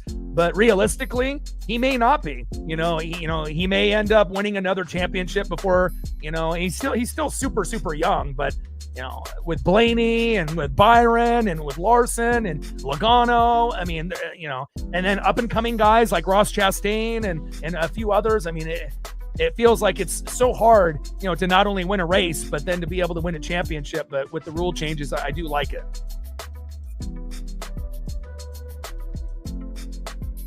So for me, I was a Dale Earnhardt guy. I didn't watch it when Petty was going, because I'm only a certain age. But I was a huge Dale Earnhardt guy, and I'm a huge Dale Jr. guy. Obviously I like father-son combos, like when I met Ken Griffey Jr. and Ken Griffey Sr. So if it's a father-son combo, it reminds me of my dad. So I like father-son combos. So I would say Dale Earnhardt Jr. as far as like guys that aren't racing anymore. Those are my kind of guys. And then as of right now, my favorite is Chase Elliott. But again, there's quite a few guys that I like, enjoy watching as far as their competitive nature. I like Larson, I like Byron, I like watching David, I like Ryan Blaney. Even though Logano isn't everyone's cup of tea, he is a good driver and whatnot. So it feels like there's quite a few that are out there. But again, when you're a fan of racing, usually it's you got the team that you're with, either Chevy, Ford, or Toyota. But most of the time you have one person that you enjoy more. And I've always been kind of a Napa guy myself. So and I liked Michael Waltrip in the 15 when he was with Dale Earnhardt and DEI back in the day. So it's not only Chase, but it's also the Napa brand. And I feel a lot of NASCAR fans are affiliated to the brand. Like when Dale Jr. was rocking the Budweiser, 8 people were buying Budweiser to support him. And I was one of those guys included. So, sometimes it's not just, the number, and it's not just, the car model, Ford, Chevy, Toyota. Sometimes it's the brands that are associated with the drivers, with the DuPont 24 and Jeff Gordon, and the Lowe's 48 with Jimmy, and the Home Depot 20 with Tony Stewart. A lot of these brands are super iconic to us fans and whatnot. And, we like to support our guys. Jolly with a $5. Stacks. Rax with a little Cactus Jack. Bang, bang. Appreciate you. Another $5 holla on the Dono train. Well, it could be worse, Jolly. We already knew Miami was a huge underdog. Most people thought they would have no chance of keeping it close. It's only 10-0. They haven't been able to do a whole lot on third down, and that is a big problem. Offensive line and defensive line have been pretty good. But again, too predictable of play calling, by Miami. Third down efficiency, 0 for 6. You can't win a game that way. And then again, when you had a 4th down and 2, you didn't have any, trust in Carson Beck. You have to trust your guy. Again, going for a long field goal, what did you think was going to happen? He was going to make it? Again, it's not, even NFL kickers have a hard time with 50 and above. And then you put that pressure on, a kid in college, that was the wrong move. I would have rather had them go for it. And if he would have gotten sacked and they would have turned the ball over, so be it. But at least it would have given him a chance to extend the drive for a closer field goal. And who knows, maybe Malachi Toney comes up with the first, 4th down conversion after the other one, and they end up maybe getting points. And then at that point, maybe it's 10-7 and they feel a little bit more confident, going into the locker room, or even 10-3. So, I feel it's, the play calling hasn't been good. It's been too vanilla, crystal ball, bad decision making, but the defense has been great. Bain and everyone up front, you held Indiana to 10. And we've seen a lot of Indiana games this year where they've scored 20 to 30 points in the first half. So obviously having 2 NFL guys on the D-line helps Miami. But again, for them to be able to win the game, they're going to need those NFL guys to get strip sacks, fumbles for touchdowns, pick sixes. You're going to need special teams or defense to score. And if it doesn't happen, if you're 0 for 6 on third down, what are the chances that they're going to go 5 for 6 in the second half? It's not going to happen. The best you could probably hope for is that they go like 3 for 6, on third down in the second half. But again, I would like to see the play calling be a little bit better. And I get it. You want to be conservative. You want to be safe. But there's also a time and a place to be safe, and there's a time and a place to be able to be a little aggressive. And we know normally crystal ball, is kind of like a Dan Lanning and a Chip Kelly, where sometimes a little overly aggressive, but today is playing it safe. But again, the only real problem I have was that 4th down and 2. You should have gave a little bit more confidence in Beck. And I get it. You're 0 for 6 on 3rd down at that point. But, I mean, you could have had something good happen instead of just going for the field goal and giving up right there and then not even getting the points. So.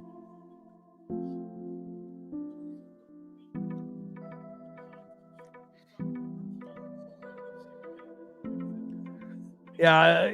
Bain will be a top 10 pick. Could be potentially up as high as 5 or 6. But definitely most people would agree top 10 pick, and again, he has to have the second half of his life if Miami's going to get back into this. If he's going to get a sack, he's got to punch the football out so someone can scoop it and score. Like, those are the type of NFL plays that this college kid is going to have to do. He's going to have to, single-handedly put the team on his back. And again, if you can get the defense to get you points, it still may not turn into a victory and a natty for Miami, but it'll definitely get you a hell of a lot closer. So. Yeah. Sad day for Dale, but again, if you're going to end up passing away doing something that you loved, and then you end up having a son that ended up following in your footsteps, even though he wasn't as good, but very, very likable. Dale Jr. is my favorite, kind of personality that's in NASCAR now. Super intelligent, super authentic, and he's real as it gets. And I love that. He's not fake, he's very, very real. And that's pretty rare in sports or in anything, in racing for that matter. And then obviously Michael Waltrip, ending up winning that race. But again, definitely a kind of a, sour moment after everything kind of transpired, finding out that, Dale ended up passing away. But, there'll never be another Dale Earnhardt, and, that Black Intimidator 3, there won't be anything like it. But again, it shaped NASCAR for, what it was then and what it is now. And obviously put in the proper precautions to, help other drivers if they end up wrecking, that they don't end up smashing their head, into the panel or into the windshield and, snapping your neck or having a major injury where you die. So.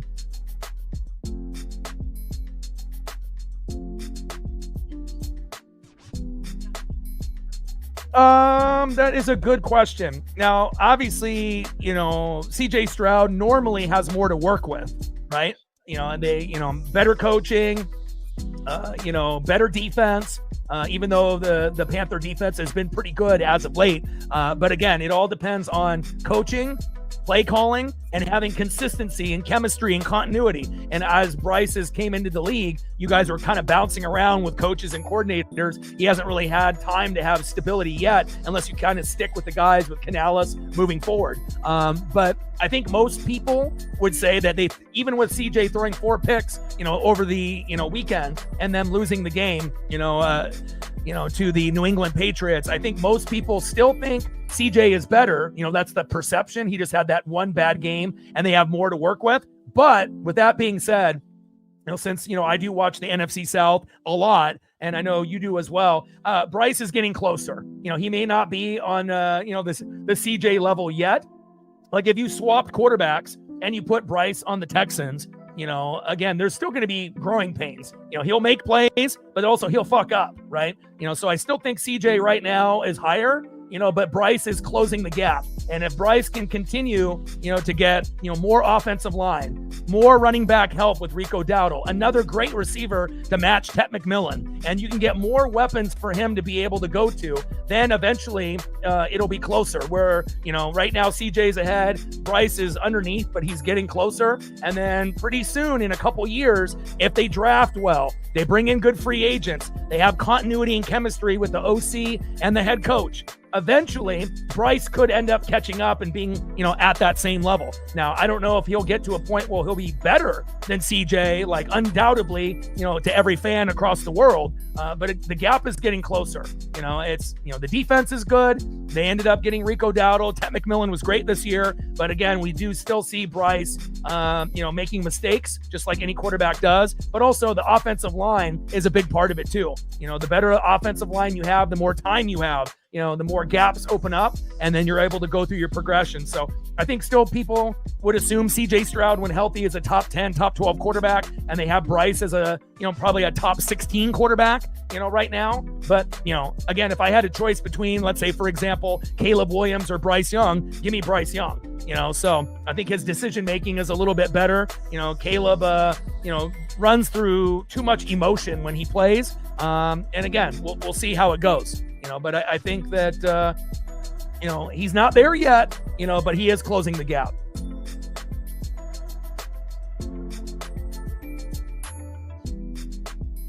Yeah, and again, it's not just about your own skill set. It's also who you have, around you, supporting cast, and the coaching and the play calling. So, and obviously, CJ had a great rookie year, but since then hasn't really been fantastic. Since then, had a sophomore slump and got injured and was kind of up and down. And maybe if they went with Davis Mills, maybe they would have won the game.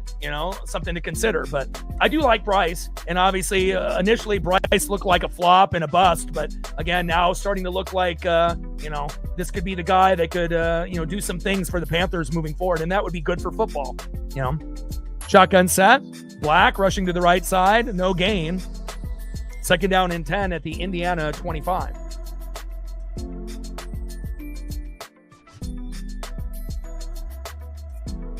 Shotgun set. It's 12 noon. You know what time it is? Time for a sack lunch. Yum, yum, yum, yum, yum. And that is not something that you see often. Fernando Mendoza on his back. Wow.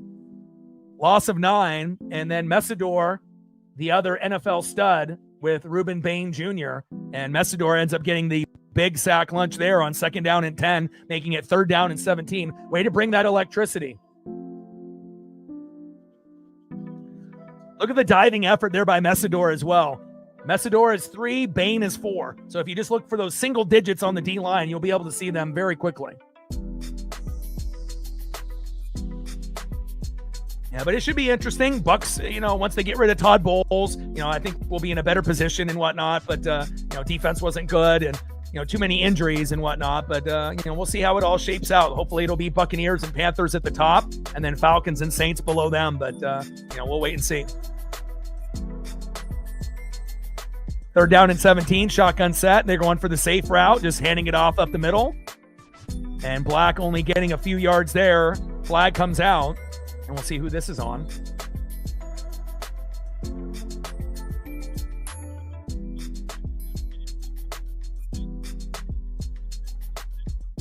You went to Bristol in 99? No way.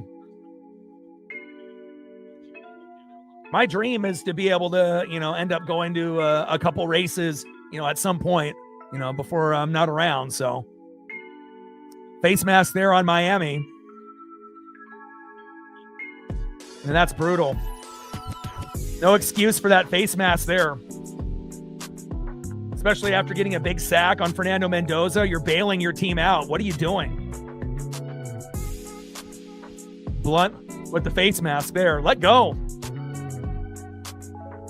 An automatic first down when they would have had the punt. Self-inflicted wounds for the Hurricanes in the first half and now in the second half. Handoff to Hemby up the middle. 1 yard gain. Second down and 9 at the Indiana 39. And again, when you're playing a team like Indiana, who's 15-0, you can't make any big mistakes. Really, you can't make any mistakes. You have to play the cleanest game possible. And again, if you're going to have self-inflicting wounds that are going to turn punts into first downs, it's going to be a long second half if it's going to be like that. Mendoza, incomplete. Third down and 9 at the Indiana 39. Elijah Surratt was the intended target.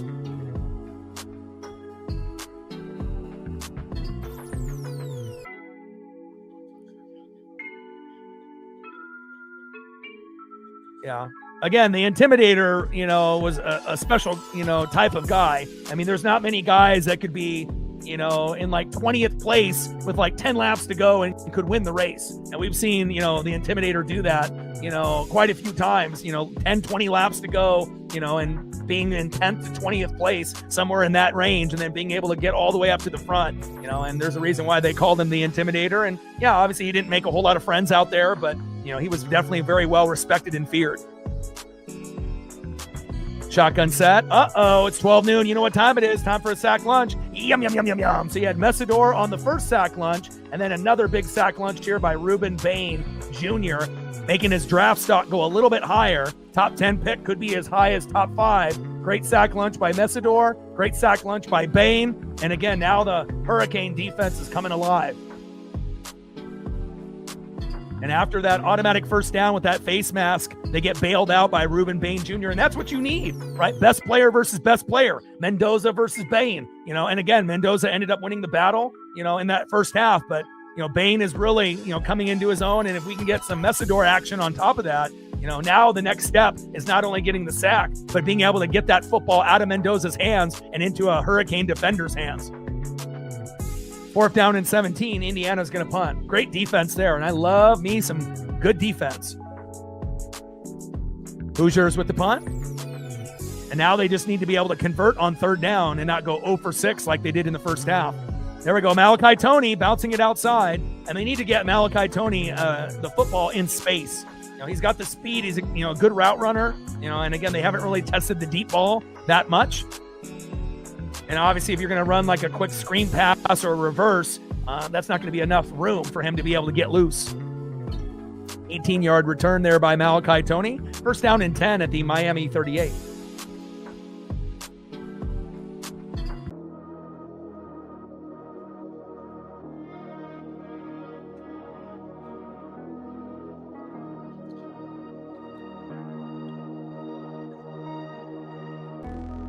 And if you're Carson Beck, you got to do it for Messidor. You got to do it for Bain.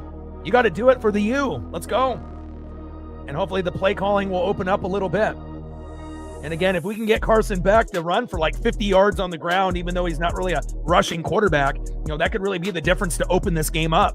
A few 10 to 15-yard runs to extend the drives is exactly what they need, unless they're going to continue to be vanilla and just run the ball up the middle, throw on 3rd down, incomplete, punt. That's only going to get you so far.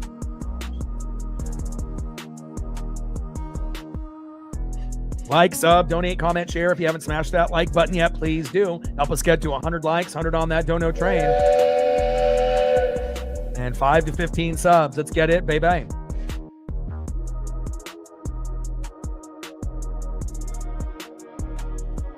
$30 subs to go to 23,400.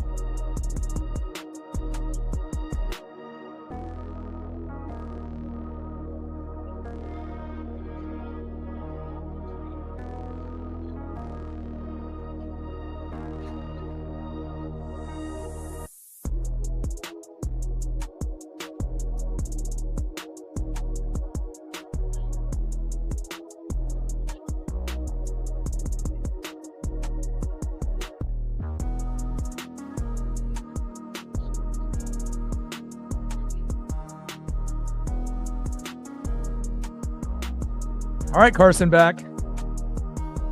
Let's go, Mark Fletcher Jr. Let's bounce it to the outside instead of running counters and dives. Malachi Toney is too good of a player not to get the football in his hands. And again, if they're going to get a touchdown, besides Marion, this is the guy that could definitely open the game up. And we already know that you got a great top 5, top 10 talent in the first round in Reuben Bain Jr. And then his friend and partner, Akeem Messidor, he can get sack lunches as well. And it's not often where you have guys that are as talented as these two. And again, they can only do so much. But again, they're going to have to take their game to the next level. There's no turnovers by either team, which is very impressive for Miami. But the difference is 3 first downs for the U, 12 for Indiana. And again, that has to be better. 4 penalties for 41 yards for the U, only 2 for 15 for Indiana. And then the big one, 3rd down, 4 for 8 for Indiana, 0 for 6 for Miami. That needs to fucking change.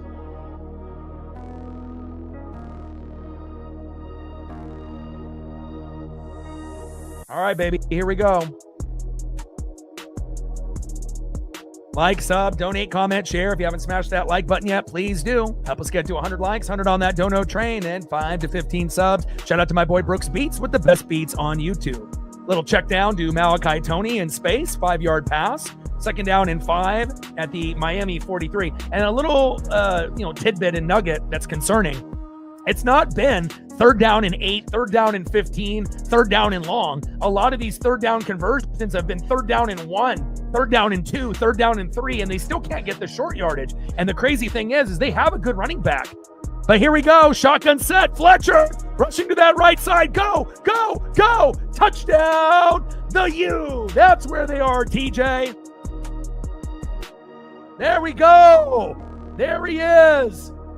Mark Fletcher Jr. opening the game up for the Hurricanes. And there it is, 57 yards. Great blocking up front. Woo! 10-6, Indiana. Let's go. Way to bring that electricity, baby. See what happens when you bounce the ball to the outside? Let's go. And that is not something that Indiana typically gives up. You know, a big run like that for a touchdown, maybe one time out of every 3 to 4 games, Indiana has something like that happen to them. Wow. Huge play, swinging the momentum, extra point is up and good. And if they would have ended up going for it, you know, obviously in the first half, maybe it's 14-10 right now. Maybe, you know, it's 10-10 if you went for it on 4th down instead of trying to go for a 53-yarder and having him doink it. But again, with all that being said, play calling being vanilla, you know, the defense is doing their job with, you know, Bain and company, as well as Messidor. And then now the trifecta. Mark Fletcher Jr. showing that, hey, I can run. Just give me a block. And this is what happens when the ball gets bounced outside instead of running halfback dives and counters for 1 to 3 yards. 57-yard touchdown run. Great job. And we know Ruben Bain Jr. fucking loves it. Now we have a natty. Now we finally got a natty, right? We were waiting for the big play. And again, he's got a better chance of making a big play like that than Black or, you know, Hemby on the other side. Those guys are, you know, not to say that they can't break loose, but they're not really built the same way. You know, they're going to get 1 to 5 yards and they're going to dink and doink. But again, that breakaway ability, that big play ability, you know, you're going to get it from Mark Fletcher Jr. You're going to get it from Malachi Toney. So if they end up scoring another touchdown, there's a good chance it'll be him or Marion. And then obviously you got the studs on the defense, Bain and Messidor. They've already gotten sacks already, but thankfully, Mark Fletcher Jr. opened the game up. And imagine if the U would have bounced it to the outside in the first half. Maybe they would have ended up having a pretty substantial lead, but better late than never. 10-7 Indiana. We actually have a natty that's worth watching. And it's actually been worth watching this whole time. I mean, they were only up by 10. So, you know, it's not like it was 21-0 and half the world turned the game off. So I'm very proud of both of these defenses. And, you know, I wish, you know, Oregon was playing in this game against Miami, but, you know, we didn't play good enough to get to this point. We're getting better and better each year. But again, defense wins games, defense wins championships. And great job there by Miami, you know, after getting some big sack lunches. Mark Fletcher Jr. rumbling down the sideline, 57 yards. And now we have a 10-7 game. Chief in the building. What's good? Yeah, there's a few guys that you would be looking at. Kenyon Sadiq, you know, tight end from Oregon. And obviously Bain will be a top 10 pick. Could be as high as 5, you know, but again, you never know. But if he continues to have sacks and to have a great game, his stock is going to go up. I mean, it already is top 5, top 10, but I guess it could be, as high as maybe 3, you know, depending on, you know, how good he plays the rest of this game. Like if he ends up being the hero and getting a strip sack for a touchdown and they end up winning the natty because of him, then, you know, he could be as high as 2, you know, in the draft. Obviously, we know Mendoza will be 1, but, you know, we'll see. Draft stock going up. Kind of the opposite for Dante Moore. Draft stock went down, had to come back to college, and, you know, we're happy to have him. But again, Bain and Messidor doing big things, and I'm really happy for Fletcher there.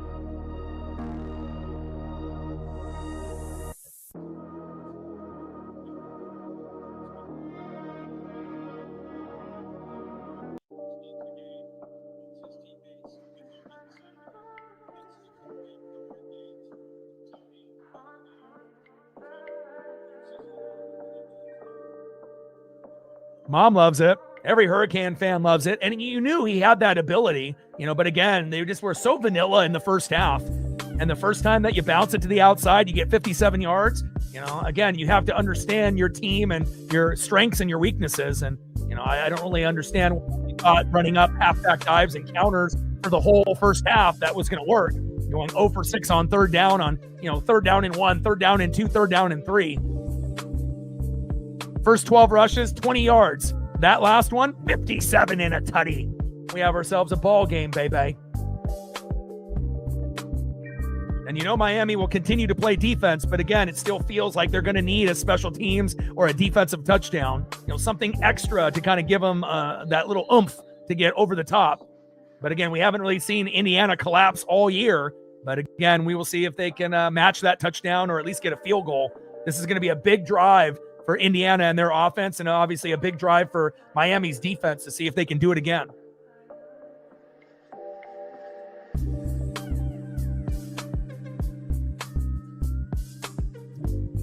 Playing for dad, and that's always a special thing. When you end up having a individual pass away that's close to you, you can definitely tell that dad is looking down on his son and very proud, smiling from ear to ear. The football gods and his dad are shining down. And Indiana with a nice run there. Nice 15-yard run there by Roman Hemby. It might have not been 57 yards and a touchdown, but very impressive there by Roman Hemby. Zechariah Poyser there with the tackle. First down and 10 at the Indiana 40. Move the chains. Shotgun set. Hemby rushing up the middle. 5-yard gain. Second down and 5 at the Indiana 45.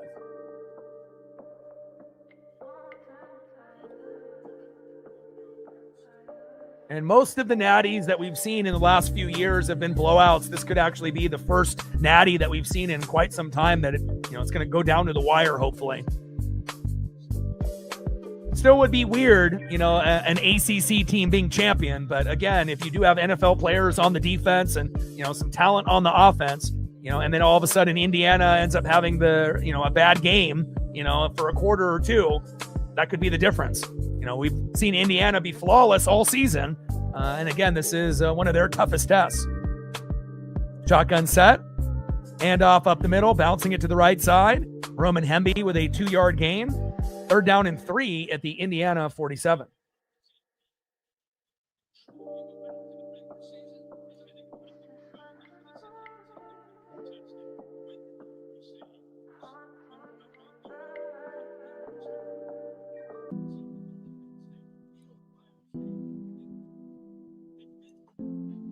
Shout out to my boy Brooks Beats with the best beats on YouTube. Shotgun set. Mendoza going short left to one of his favorite Tigers, Elijah Surratt. Incomplete. Broken up by Miami. Fourth down and 3 at the Indiana 47.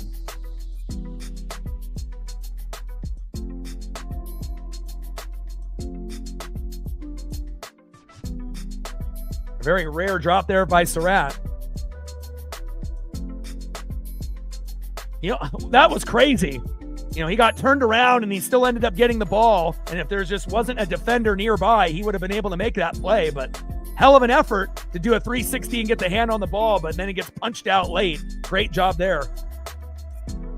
Great athleticism by Surratt to do the 360 and to, get his hands on it. But even more of a phenomenal job to punch it out, right when he was about to get it. Indiana with the punt, and we haven't seen Indiana punt that often in the 2025 season.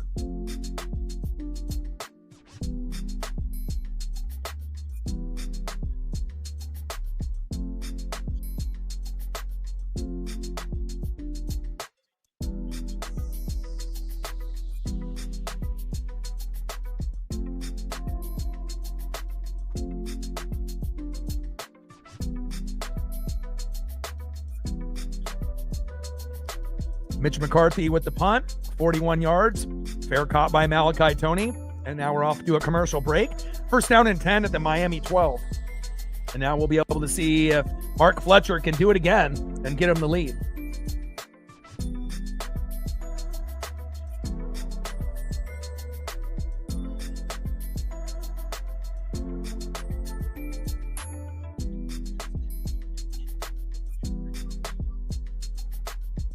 And if you're just tuning into the game, we had Nico Radetich with a 34-yard field goal to start off the game, 3-0 Indiana. Then we ended up having a fullback tight end dive from Riley Nowakowski, making it 10-0 Hoosiers. And then obviously field goal attempt right before half, doinked and hit the crossbar on 4th and 2. Should have went for it. They didn't, and they missed the field goal. But then now Mark Fletcher Jr. running 57 yards, bouncing it to the outside. Great blocking up front by the O-line to make that touchdown happen. And now we have a 10-7 game, and Miami has the momentum. I mean, as long as, Carson Beck doesn't throw it into double coverage like Caleb Williams did, obviously, throughout his playoff run, as long as he plays within himself, and doesn't try to be the hero, they'll be just fine. But once he starts pressing, to try to make plays, that could be the end of Miami. So as long as they hand the ball off to Fletcher and get the ball in safe spaces to Tony and Marion, they might be able to come back and win this game.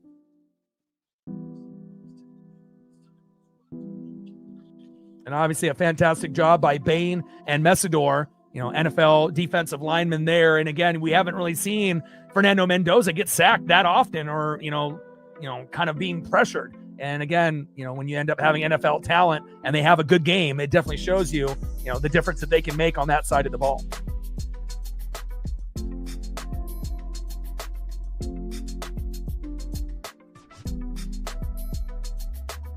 Number 10, Miami Hurricanes, 13-2. Number 1, Indiana Hoosiers, 15-0. 10-7 Hoosiers. And again, Miami with the momentum. We'll see what they do here next.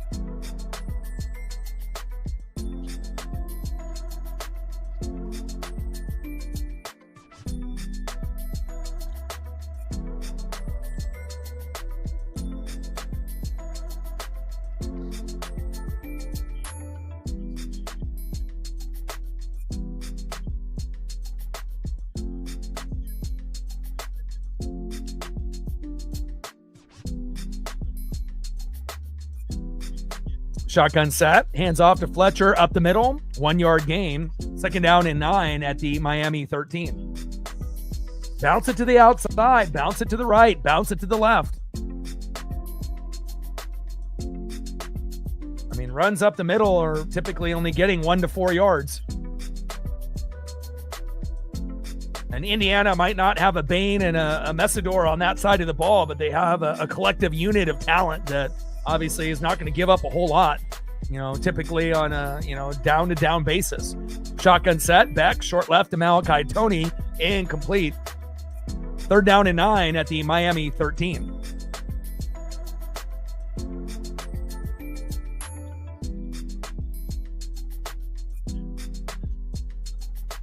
You got to be very happy if you're a Miami fan or an underdog fan. You're holding the number 1 team in the country to only 10, and then you finally get the momentum, with the touchdown. Didn't play that great on offense. Obviously 0 for 6 on 3rd down, and you passed up on a good opportunity on 4th and 2 to give yourself an easier field goal attempt or a touchdown. But with all that being said, Mark Fletcher Jr. made up for it, and now you're only down by 3.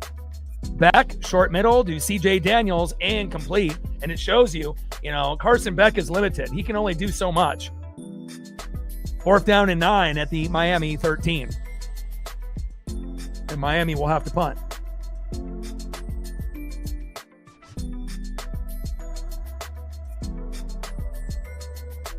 Great defense there, poking it away late by the Hoosiers. Broken up by Sharp, the DB there for Indiana.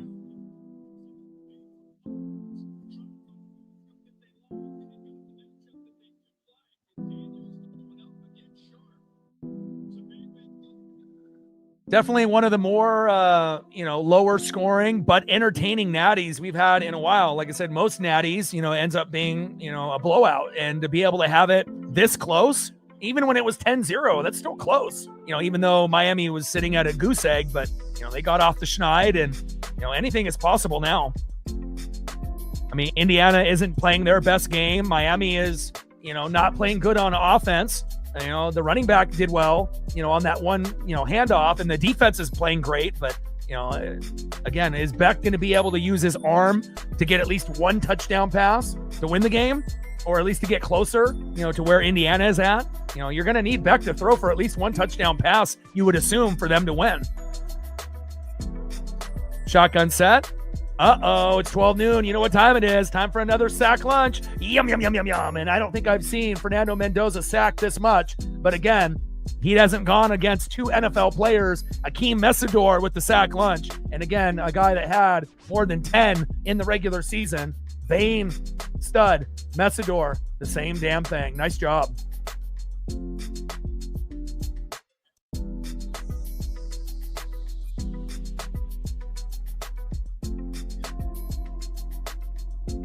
I see you, Mesidor.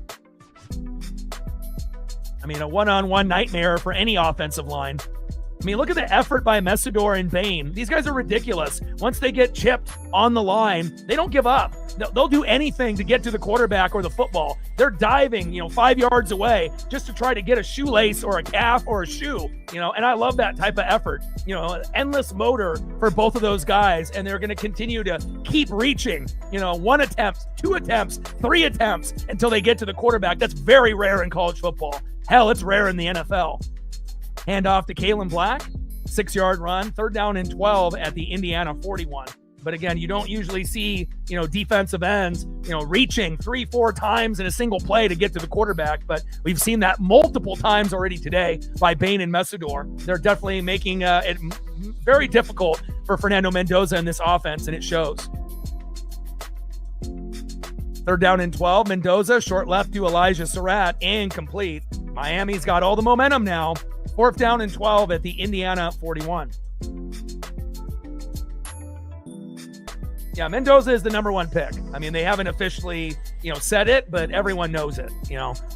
There's no one else that they would pick, and they're not going to give up that draft pick to get someone else. So, even though it's not been verbally said, it's one of those things that everyone knows that Mendoza is going 1.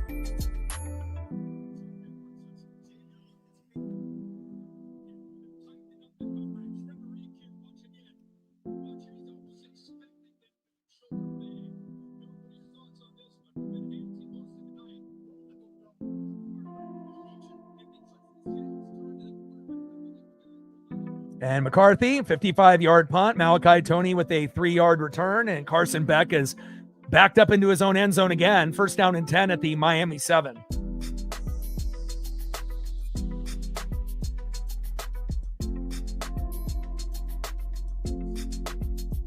And obviously, Beck isn't as bad as he looks. It's just that Indiana's defense is, as good as they are. And obviously Mendoza normally ends up dominating, and he doesn't really look this bad. But again, you're going against 2 guys on the D-line that are NFL guys. So, you assume Mendoza would have played a little bit better. But again, this was going to be a tough challenge. And, Beck doesn't look good, has only made a couple throws, but also some of that has to do with how good Indiana's defense is, from the guys up front, the linebackers and the secondary. But, luckily they have a running back that is able to get loose. And they also have guys like Malachi Toney and Marion that can, get the ball downfield and make moves and plays. But, again, hopefully Beck won't, force anything, because if he ends up forcing it, and they end up getting a pick 6 or something of that nature, or a big interception, and then Indiana scores again, that could end up, being the difference in the game. But so far he hasn't been, greedy like that. Is kind of playing within himself, but at some point you're going to be able to need to stretch the field. But great job by Mark Fletcher Jr. with that big, long rushing touchdown,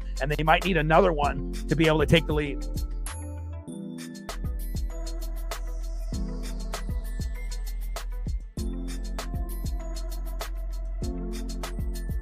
Oh, you missed a big touchdown. 57-yard touchdown by Mark Fletcher Jr. rumbling down the sideline, and now it's 10-7. So Indiana hasn't scored, since the first half, and Miami finally got on the board, and they have the momentum. Uncle Mo is real.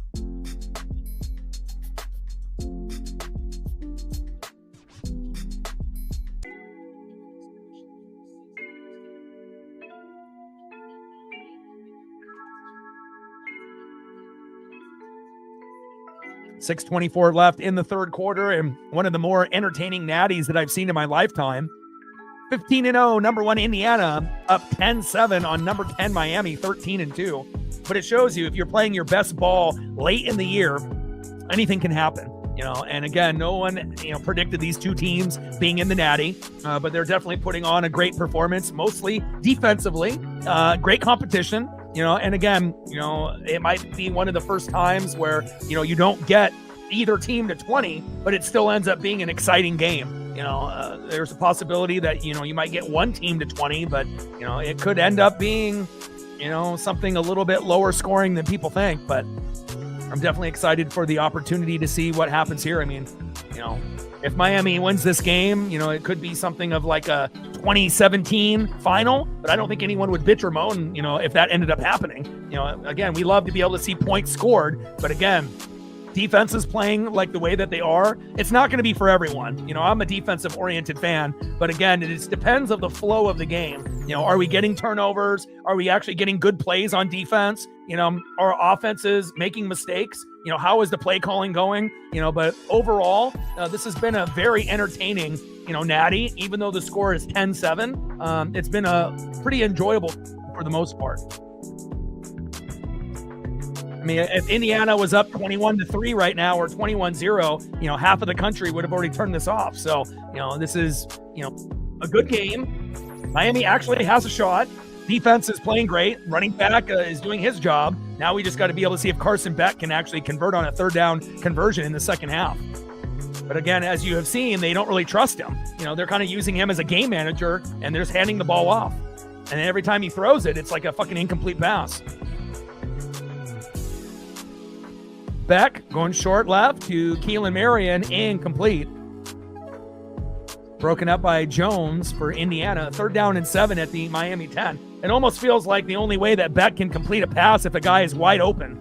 And again, there's not very many opportunities for guys to be wide open. He had that nice threading the needle pass for 25 yards in the first half, but that's really been the only good throw he's had all game.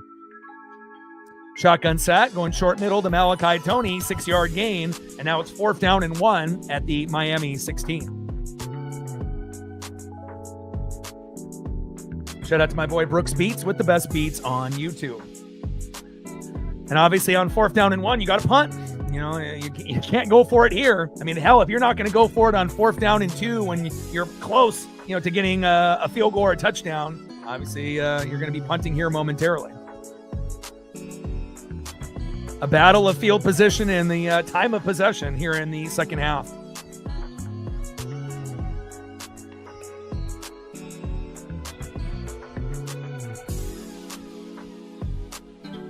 But I think if you end up getting like the best, outcome, it's like if Indiana gets a field goal and they're up 13-7, Miami gets the last touchdown and they win 14-13, that would probably be the most exciting finish that you could probably ask for. As far as like a low scoring 14-13 kind of game, I mean, this is kind of crazy, to have a game so evenly matched. Oh, blocked, touchdown, Hoosiers. And I guess they're not going to go for 14. They're going to go for 16. And now extra point will be coming to make it 17. Oh my, wow. And again, we needed Miami to get the special teams touchdown and Indiana. Wow. Big blocked punt, scooping it into the end zone. And just like that might have ended up changing the outcome of the game completely. Holy hell.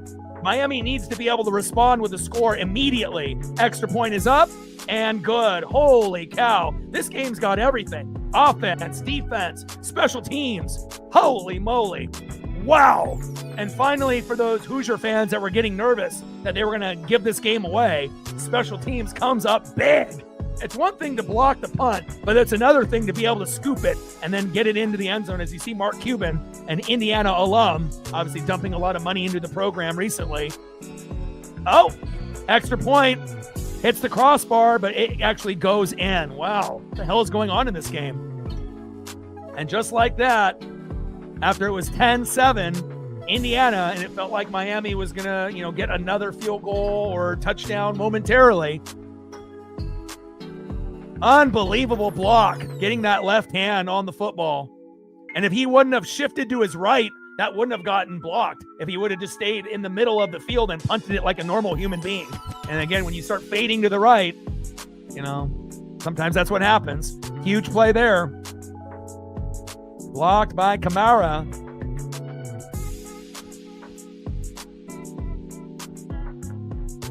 Unbelievable. 17-7, and that definitely changed the momentum of the game. Indiana had the momentum in the first quarter. Miami had the momentum, kind of going into the, end of the second, beginning of the third quarter. And now in the end of the third quarter, on the back end of the third quarter, Indiana takes back the momentum. And now they're up by 10. Holy cow. And now it's going to be very imperative for Miami to put up points in the next two drives. Either this drive or the next drive in the fourth quarter. They're going to have to get a minimum of 3, but if you really want to keep pace, you're probably going to need another score.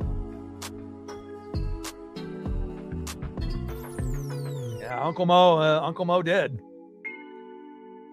Went from an address to a P.O. box like that. Wow, crazy.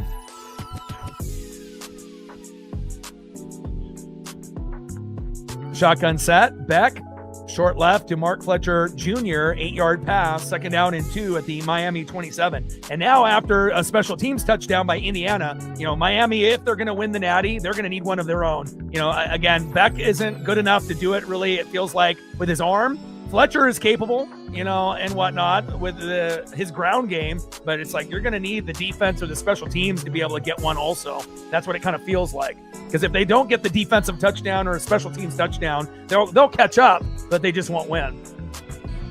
10-yard run there by Fletcher, running to that right side. 1st down, the U. Bouncing it off to that right side, eluding tacklers. And it shows you how much better Fletcher is when he bounces it to the outside instead of running counters and dives up the middle. You definitely get better blocking, and we'll see where it goes.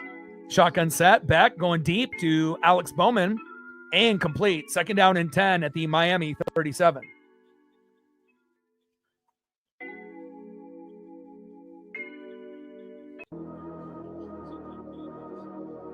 Like, sub, donate, comment, share. If you haven't smashed that like button yet, please do. Help us get to 100 likes, 100 on that dono train. And 5 to 15 subs. Let's get it, baby.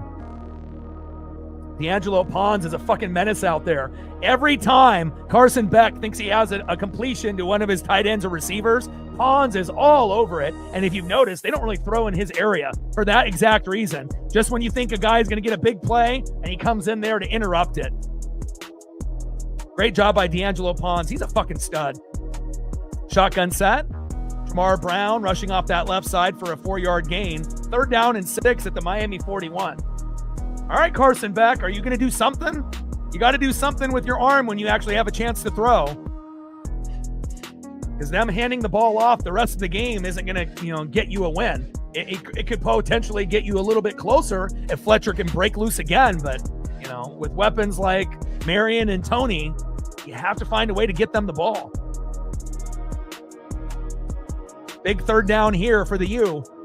Even getting a field goal to cut into this lead would be huge for their psyche and their momentum going into the 4th quarter. They're down by 10, but it doesn't feel like it's out of reach yet. Still feels like they have a chance. Shotgun set, Beck going deep. CJ Daniels is open. Get him! And it's caught. Wow! 24-yard pass as Beck is dancing there.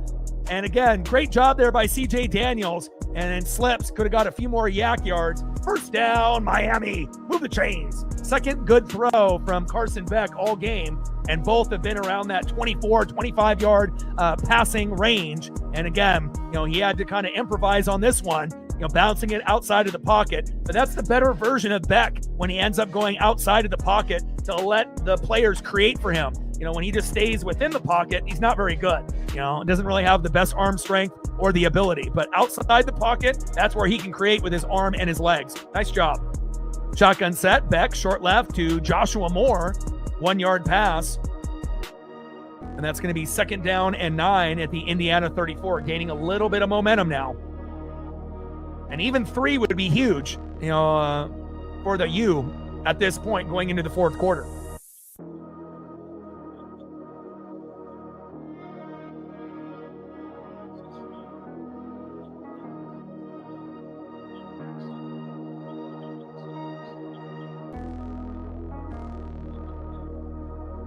Shotgun set, Beck, short left. My favorite on the offense, Malachi Tony. Go, baby, go.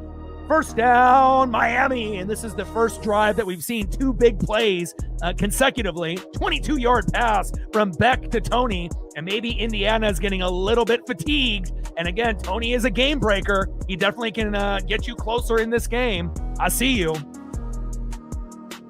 1st down, Miami. Move the chains. There he is. Nice job by Malachi Tony, doing Malachi Tony things. He's the game breaker besides Fletcher. Nice job by Beck. You weren't very good in the 1st half, but you're getting better here in the 3rd. Shotgun set, hands off to Fletcher, rushing up the middle for a 3-yard gain. 2nd down and 7 at the Indiana 9. And even though we've had 2 kicks hit the crossbar, 1 missing, for Miami for a field goal at the end of the first half. And then obviously the extra point for Indiana hitting the crossbar and going in. You're in field goal range now, but you need a touchdown here.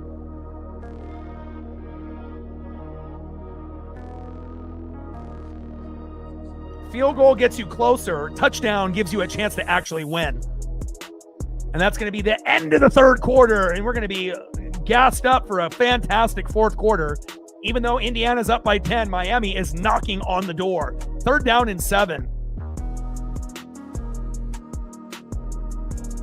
Let's go.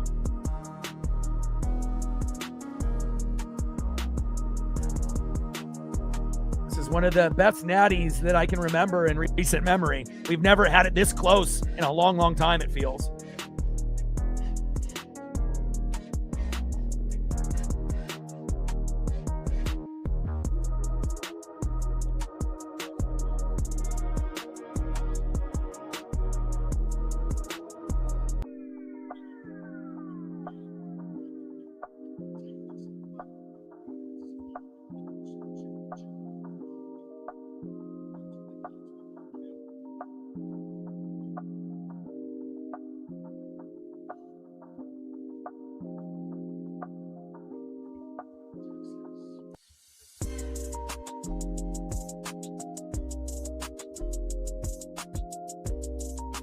All right, let's see if we can get to 50 before this game is up. We're at 31, 19 to go. Like, sub, donate, comment, share. If you haven't smashed that like button yet, please do. Help us get to 100 likes. If we can't get there, let's get to 50. 100 on the dono train.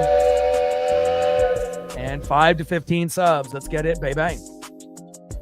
17-7 Indiana at the end of the 3rd quarter, but 3rd down and 7 at the Indiana 3 here for Miami. And if they end up getting a field goal or a touchdown, they are going to have a shot to win this natty.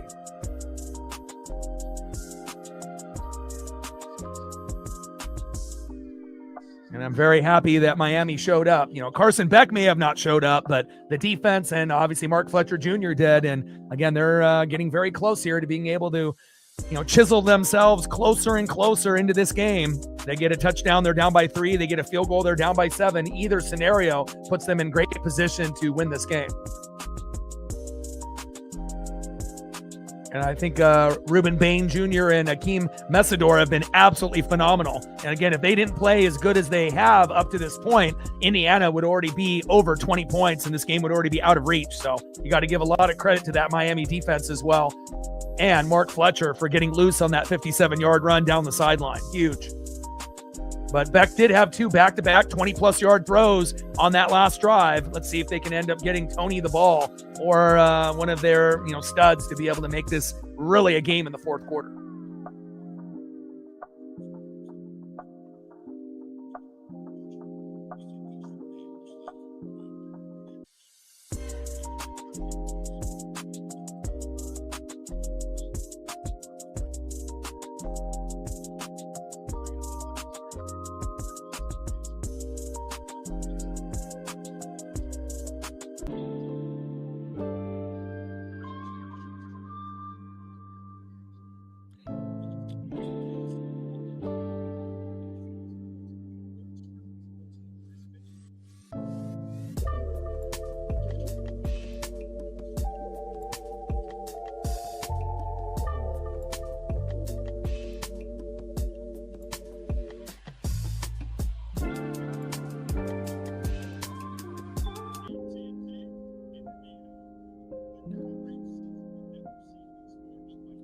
Hand off to Fletcher up the middle, 3-yard gain, touchdown, Miami. Let's go.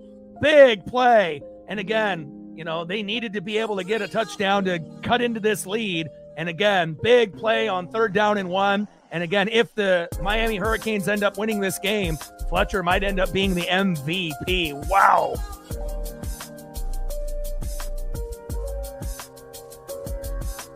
Beautiful play call with the fake as the other individual, kind of attracted all the eyes thinking that they were going to run some kind of jet sweep. They fake it up the middle to Mark Fletcher Jr. And again, the play calling has been much better in the second half for Mario Cristobal and company. getting a little bit more creative with the play calls. And again, you can still go up the middle, but a little misdirection will help. Huge play. Malachi Tony in motion, and they bit. And again, they have ran, that jet sweep or that reverse with Malachi Tony during the season. So they got fooled on that play. Extra point is up and good. 17-14 Indiana.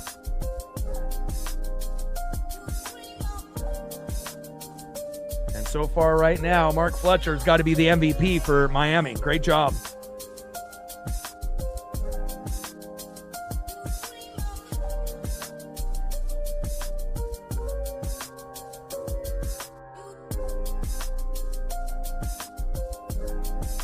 I don't think anyone anticipated it being this low scoring or this close, but I think a lot of us sports fans are very, very happy. There's been some blowouts in the college football playoff. Obviously, Indiana and Oregon was a part of one of those. And to be able to finish off the college football season in a close game, that's exactly what we want. Carter Davis kicks 65 yards, and that's going to turn into a touchback for Indiana. First down and 10 at the Indiana 25. And Fletcher, obviously his dad is looking down and smiling ear to ear. Mom is happy. And obviously all the fans of the underdog Miami Hurricanes are very excited now. Miami has the momentum.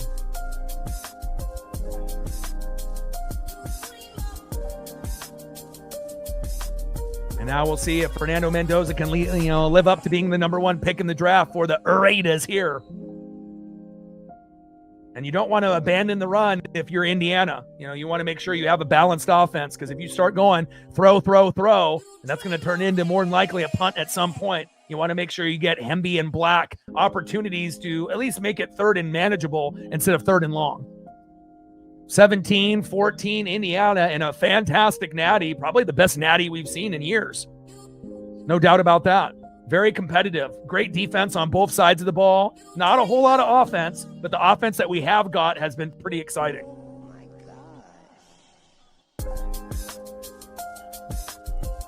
Shotgun set. Kalen Black up the middle for a 2-yard gain. Chase Smith, the linebacker for the U, with the tackle. Second down and 8 at the Indiana 27. Well, that's a pretty big disparity there.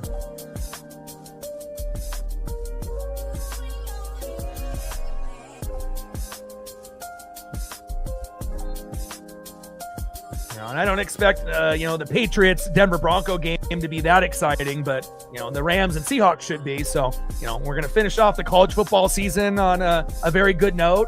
One of the two games in the NFC-AFC championship game should be electric. The other one, not so much. And then the Super Bowl should be good, whether we get the Seahawks and the Patriots or the Rams and the Patriots.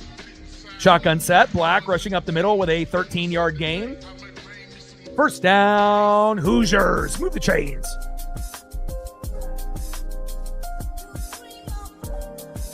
Shotgun set. Mendoza, short right to Omar Cooper Jr. We haven't really heard his name since the first quarter.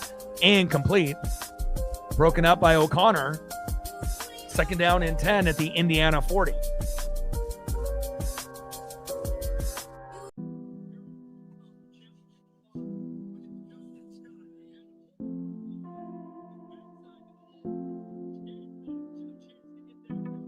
Fantastic natty. Hopefully natties are going to be like this moving forward, but most natties are blowouts, so this is a first for me. Oh, almost picked. That would have been huge.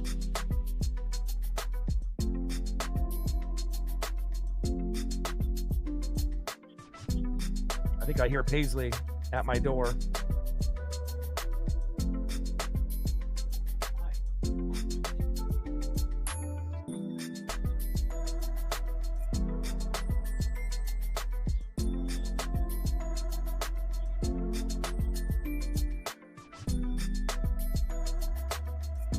Second half, Mendoza 0 for 4. We've never seen that in the 2025-2026 season.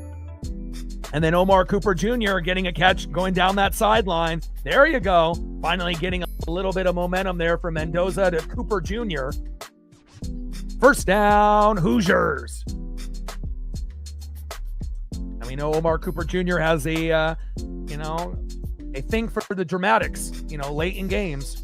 Same thing with Elijah Surratt.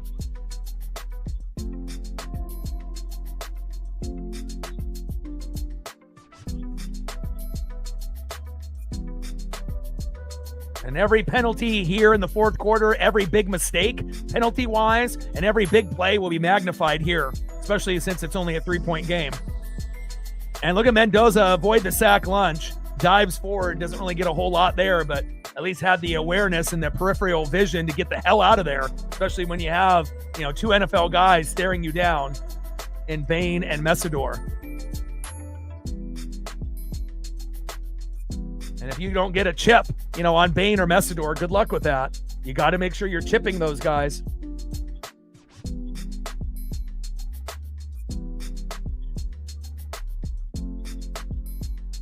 Now, you do realize that all I do is eat, breathe, watch sports. Of course I knew who Sean Taylor is. If Sean Taylor didn't get that home evasion and he ended up not losing his life, he would have been a first ballot Hall of Famer.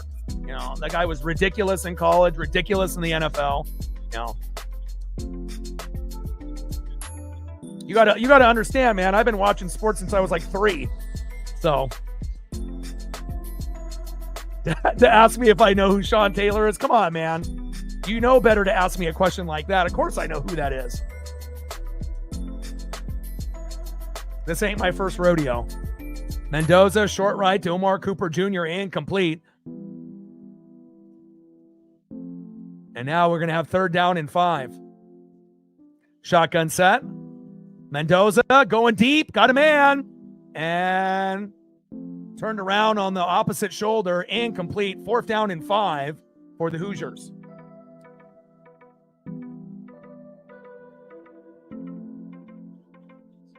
I mean, the U has had, a few teams, especially that 2001 team. Ken Dorsey and Clinton Portis and Willis McGahee and Jeremy Shockey and, Vilma, Reed, you're going through like all of the big names on offense and defense. They had like 15 NFL players. There was a reason why, they were as good as they were there in the early 2000s. So, but it's been a minute since they've been, on that level, and no one really anticipated them, being in this game, but they're proving they belong.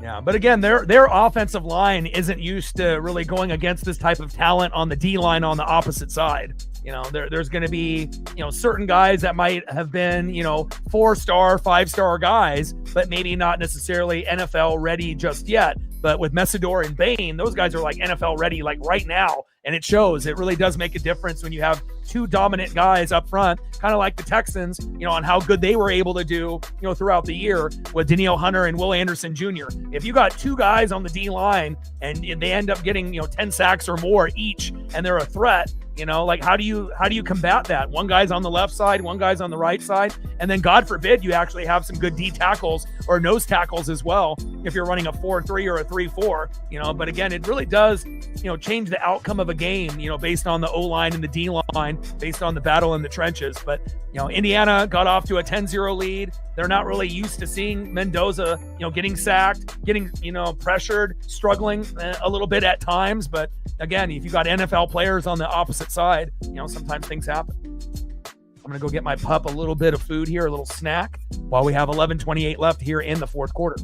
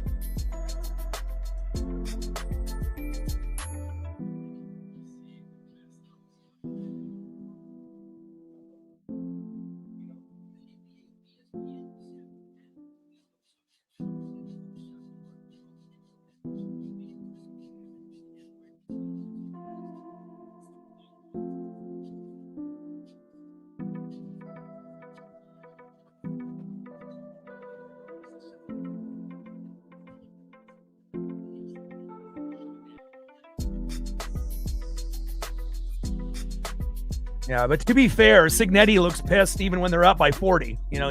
That's just the way that he is. He's a fantastic coach, and he's only going to smile when he's in the locker room or when he's not, around the cameras. But, around the cameras, you're never going to see him smile.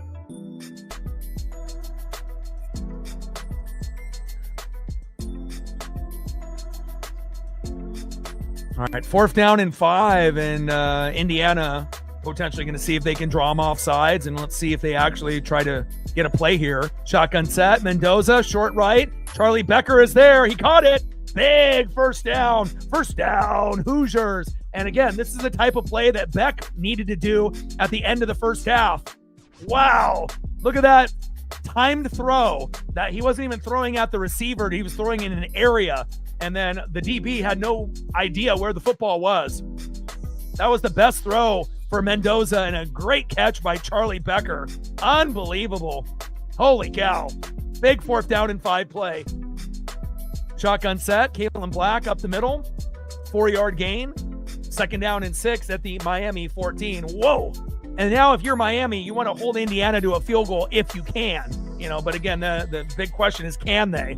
Because if it goes to 24-14, you're running out of time, to be able to catch up. But if it's 20-14, you get a touchdown, you're up by 1, and you're right back in it. So they got to try to do anything that they can here to hold them to a field goal. Easier said than done. But it's 2nd down and 6 at the Miami 14. What a fantastic natty, man. Best one that we've seen in many, many years. Hell, it could come down to whoever has the ball last, and I think that's what we want, right?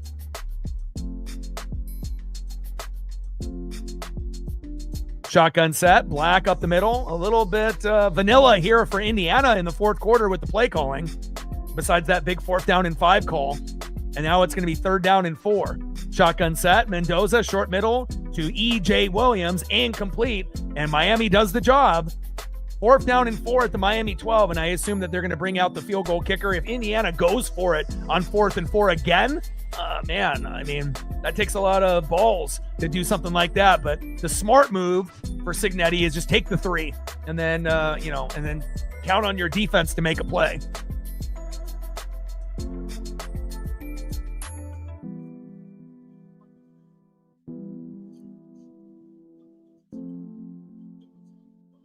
Oh for 5 on 3rd down. So it's like 0 for 6 for Beck in the first half, 0 for 5 for Mendoza, here in the second half.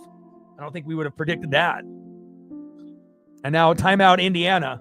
And again, Indiana knows they're going to need touchdowns to win the game. But at this particular junction of the game in the 4th quarter, even though Miami's kind of outplaying you, take the 3. You got the Heisman winner. Trust yourself, trust your defense, take the 3 points. Go up 20-14, and, worst case scenario, Miami ends up getting a touchdown and you're down 21-20. You can still kick the field goal, and then end up winning 24 or 23-21 if it comes to that point. So, and there's no guarantee Miami's going to get a touchdown on their next possession. It could be a field goal. So,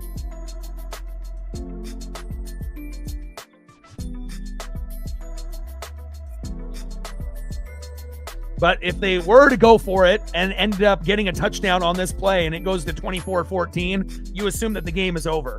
Like Miami will still be able to crawl back, but they probably aren't going to be able to come back from 10. So, but do you really want to put the game on the line like that with 9:21 left?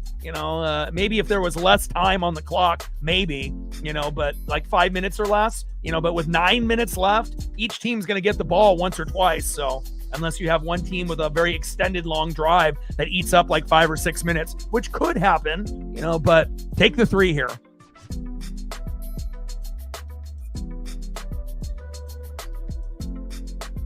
Yeah, we're not getting penalties in this game. They're letting them play, and that's kind of traditionally how the natty is, called. It's not going to be a penalty-riddled kind of game to slow down the action. Oh, wow. Shotgun set. Mendoza. He's running. Touchdown. Hoosiers. And that was probably the ballsiest play of the entire season for the Indiana Hoosiers. 4th and 5, 12-yard touchdown run by Mendoza. Heisman winner, winning the natty for his team. Unbelievable play call by Signetti. Unbelievable.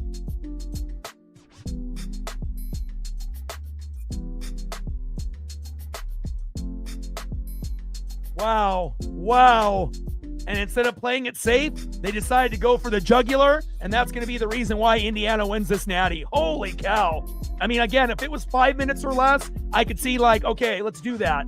But to be able to do it with 9 minutes to go, and then you're going to run it with Mendoza? I mean, they were just thinking first down, not touchdown. But wow, Mendoza is the truth. Unbelievable play call. The guts that you have to call that particular play. But again, field goal isn't going to win it for you, considering if Miami got a touchdown and then you're only going to be sitting at a score of, 20-14 and then potentially 21-20. But now with that gutsy play call, the gutsiest of the year, and then on top of that, not only do you get the first down, you end up getting extended yards and you get the diving touchdown by Mendoza. And that's the Heisman moment right there in the natty, right there. 24-14. Miami has played great up to this point, but the clock is their enemy, and the chance of them coming back and winning the game now might be over. I still think Miami could get to, 21 points. They could still end up getting close, but it feels like with being up by 10 with 9:18 to go, it feels like best case scenario, Miami might still end up losing by 3 to 7 points. Wow. Holy cow. That was such a gutsy call, to be able to call that in that situation. You can take the 3, you end up going up 20-14. You can, rely on the defense to get the job done. And if they don't, and they get a touchdown, 21-20, you still will have, 4 minutes left to be able to get a field goal to win or potentially a touchdown. But they said, we're just going to go for it right now. And again, gutsy play call. And sometimes it works. Sometimes it doesn't. A lot of times, if you leave points on the board, it backfires. That time it didn't. And Cignetti's got balls of steel. I mean, for a guy that kind of came out of nowhere, he picks and chooses his moments. He's not going to be overly aggressive like, Dan Lanning or Crystal Ball or some of these other guys like Chip Kelly. But again, he's a situational kind of guy, but that was a big risk. And it paid off big time. And again, that's probably what he was thinking. If we can get the touchdown here, we're going to win the game. There's not going to be enough time for them to come back. And again, that's true. And now they're up by 10. Pressure is on Miami, but it feels like it's going to be a little too late for the Hurricanes. I mean, the only way that they're going to win this game is if they drive down the field, they get a touchdown, and then they end up getting like a pick 6 on Mendoza or a fumble for a touchdown. That's the only way they win this game. They would have to score, 2 touchdowns the rest of the way, and Indiana scores nothing the rest of the way. So I guess it's potentially possible, if Miami scores offensively and defensively and they win the game. But what are the realistic chances of that happening? Not very likely. They could end up getting a touchdown, but I'm not sure if you're going to get a pick 6 or a fumble touchdown, on Mendoza, at the last stages of the game. But again, we've seen crazy things happen, but, Cignetti and Mendoza, holy cow, crazy. That was probably one of the gutsiest play calls I've seen all season, based on where they were on the field and what was, up for grabs. Crazy. Unbelievable. This college football season is ending on a good note, and hopefully the NFL season will do the same.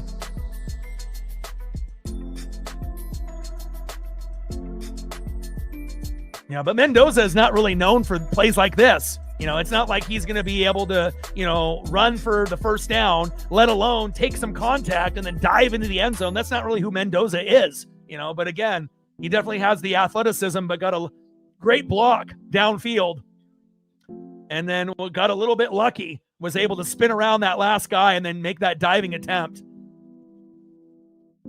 Lucky that he didn't have that ball come loose on that first initial pop. That could have saved the game for Miami if that ball would have came loose, but Fernando had a nice tight grip on it. And now the Hurricanes look a little defeated and deflated now. Flag comes out, and now Miami is getting a little bit chippy with Indiana's players. And again, if you're going to implode after that Mendoza touchdown, you're going to get blown out here. It's going to go from a lead of 10 to a lead to 17 momentarily.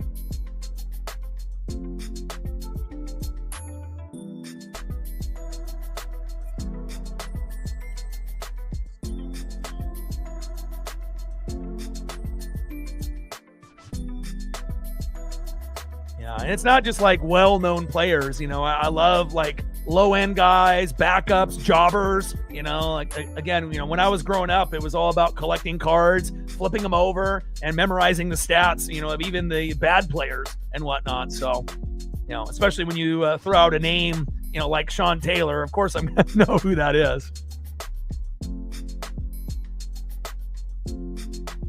Assembly Hall there in Bloomington, Indiana. Their fan base is loving it. Shotgun set, Beck, short middle to Malachi Toney, 8-yard pass. Second down and 2 at the Miami 17. And again, you're going to have to be very efficient here on this drive, and you're going to have to get a score by at least 5 minutes. You can drive it down and, eat up maybe about 3 or 4 minutes, but you got to give yourself a little bit of time.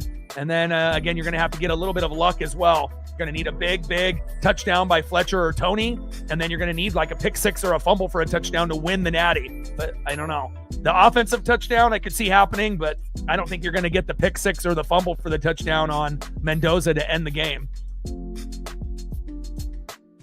Handoff up the middle to Mark Fletcher Jr. He's doing everything in his power. He's got both of the touchdowns at this point.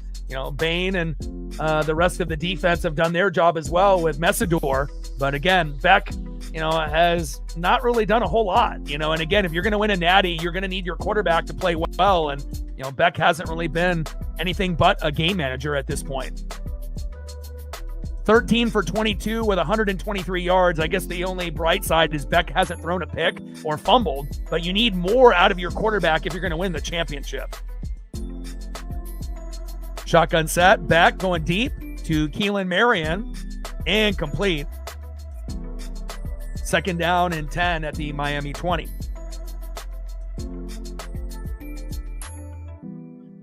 No, it's been very competitive. Indiana started off with a 10-0 lead, and then it went to 10-7.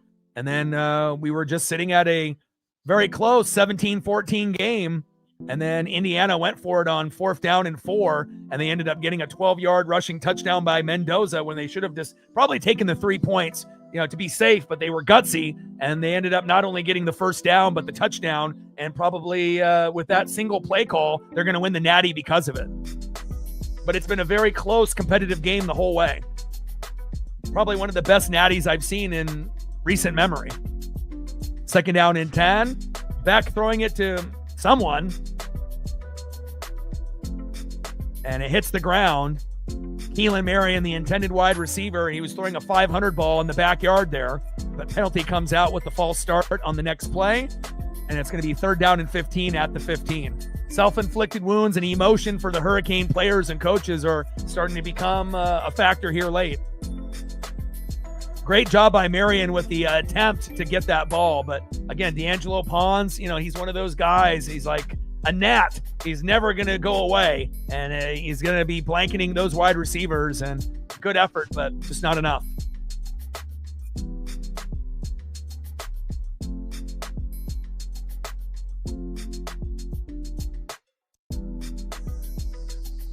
Well, I don't think Beck's draft stock was very good to begin with. And then obviously watching this game, he's not an NFL starting quarterback. If Beck ends up making it to the NFL at some point when he decides to come in, the best that he's going to ever be is a backup or a third string quarterback. I don't think he's got the skill set, to be a starter in this league. No way in hell. Again, if he ends up making it, maybe he makes it for his first rookie deal, plays in the league for 4 years as a backup or third string, and that's probably it. I don't really see a whole lot there. No huddle, shotgun set, Beck going short middle to Malachi Toney, go! And a big 41-yard gain by Malachi Toney. There we go. First down, Hurricanes. And again, they're not going to roll over and die, but it feels like it's going to be a little too late. They can still end up getting a field goal or a touchdown. But again, right now you're down by, 2 possessions with less than 7 minutes to go. But also on the flip side, it's not like Fernando Mendoza is going to come in and, turn the Raiders into a playoff team year one. They don't have very many good players on that team. I do like Ashton Genty. I do like Brock Bowers. And I love my favorite player, Max Crosby. But if you only have 4 or 5 good players out of 53, good luck with that. And again, they don't have a whole lot of patience with their coaches, firing Pete Carroll after 1 year and Chip Kelly in the middle of the year. So, it's going to take quite a while to be able to build a roster, you would assume, to compete with the rest of the teams in that division with the Broncos, Chiefs, and the Chargers. Shotgun set, Beck going short middle to Mark Fletcher Jr. Incomplete. 2nd down and 10 at the Indiana 22. They're knocking on the door, but again, they need to be able to get the field goal or the touchdown here sooner than later. Appreciate that, Storm.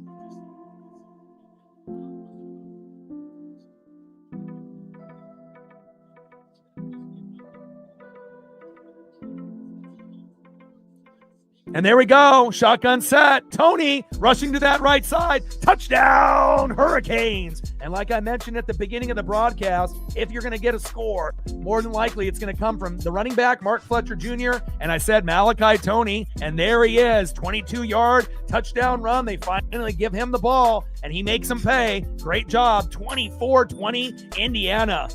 And it shows you if you give him the ball in open space, he's a magician out there.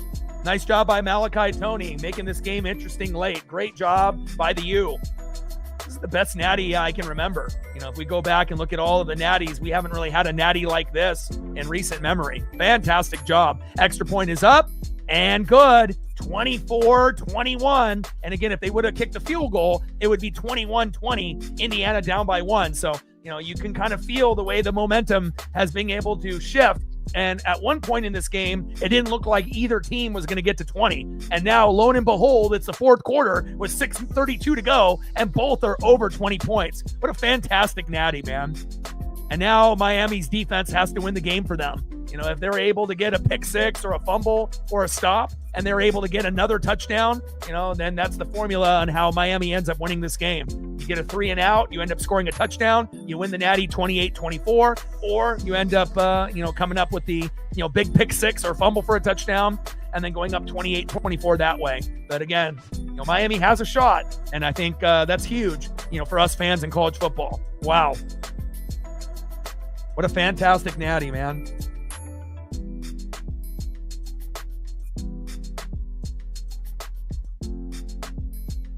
Would have been better if Oregon would have won.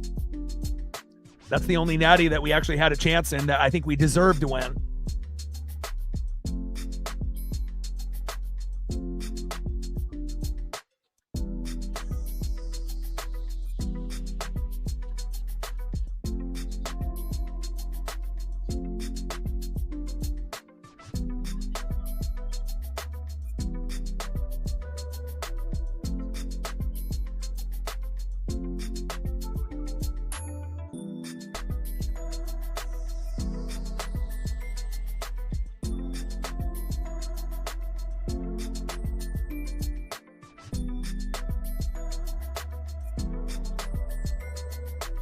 Even just going back and looking at the last, 6, Ohio State 34, Notre Dame 23, Michigan 34, Washington 13, the ugly 2023 game of Georgia 65, TCU 7. That was an embarrassment.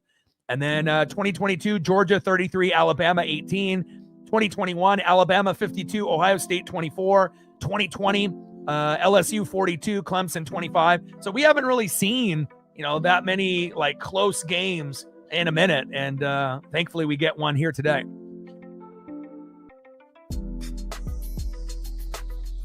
But most of the time when we end up getting into a natty, it ends up being one-sided. So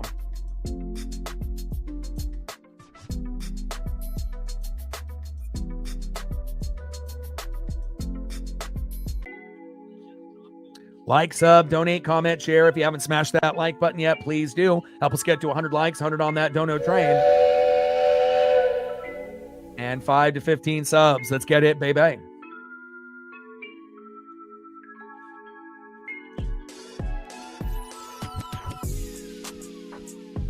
And it's kind of nice that they haven't bombarded us with an extensive amount of penalties to slow the flow of the game down.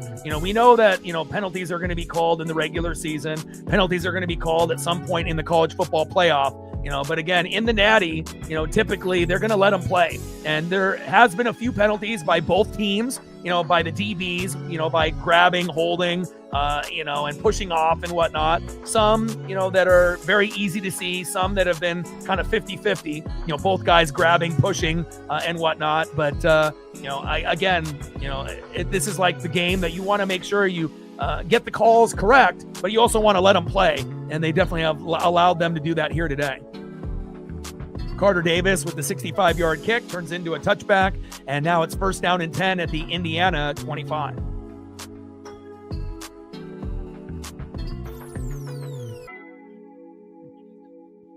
And Indiana has to feel very good with their gutsy call with Mendoza on the previous drive. Otherwise, they would have been down 21-20. Still feeling that they could win the Natty. But now, even after that explosive play by Malachi Toney, you're still up by 3. So if you end up getting another touchdown, that could be, game over. Again, you're running out of time here, especially if they can eat up, another 3-4 minutes and then get the touchdown, go up 31-21. Still, Miami could respond with a touchdown, but at that point, they would still end up losing the Natty by 3. But, again, great effort, here in the second half. But sometimes when you end up going against a foe, it ends up being a little too late. And we will see what team has the most discipline here late in the game. Traditionally, it's Indiana. But again, Miami has the defensive pieces on that D-line to make the difference. Let's see if they do. 1st down and 10, shotgun set, Hemby rushing up the middle, 3-yard gain. 2nd down and 7 at the Indiana 28. But definitely probably the most entertaining Natty since, the Auburn-Oregon 2010 Natty. Now, that's a long time, to be able to have a competitive Natty kind of come down to the wire. 2nd down and 7 at the Indiana 28. Shotgun set, Hemby rushing to the right side. Very conservative vanilla play calling here by Indiana. 3rd down and 4 after that 3-yard run, but obviously it's better than throwing an incomplete pass and having it being 3rd down and 7 or longer. So they want it 3rd down and manageable for Mendoza.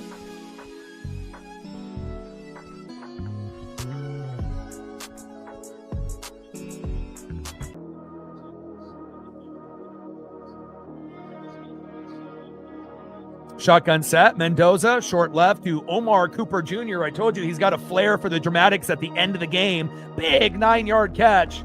1st down, Hoosiers. Move the chains. Nice job there by Fernando Mendoza. Going to his guy, Omar Cooper Jr. Had that toe tap at the end of the game against Penn State when they were on the brink of losing.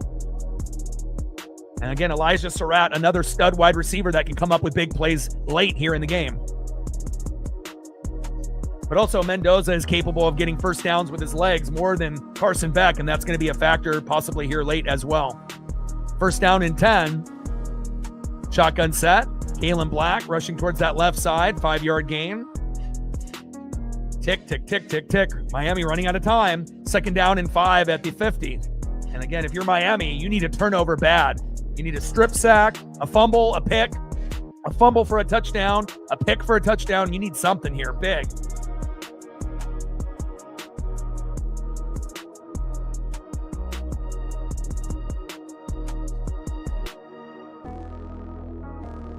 About 4 minutes to go here in the 4th quarter, 24-21 Hoosiers.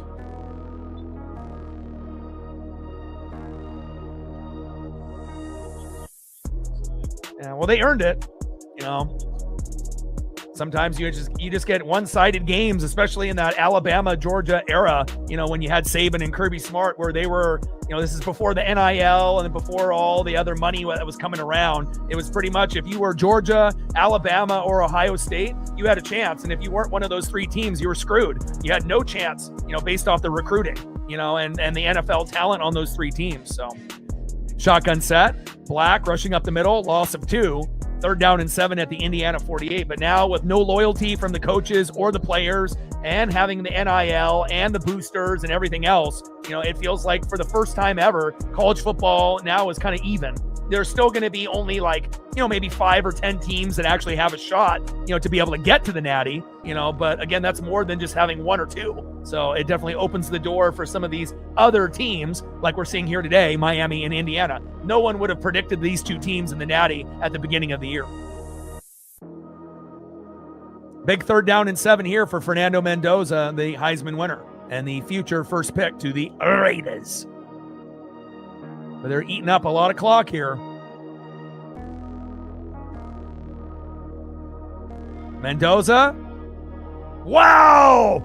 Charlie Becker coming up with a big catch. And that's what Heisman winners do. 1st down, Hoosiers. Wow. Nice job by Charlie Becker. Rob in the building, what's good? Judah in the building, what's good?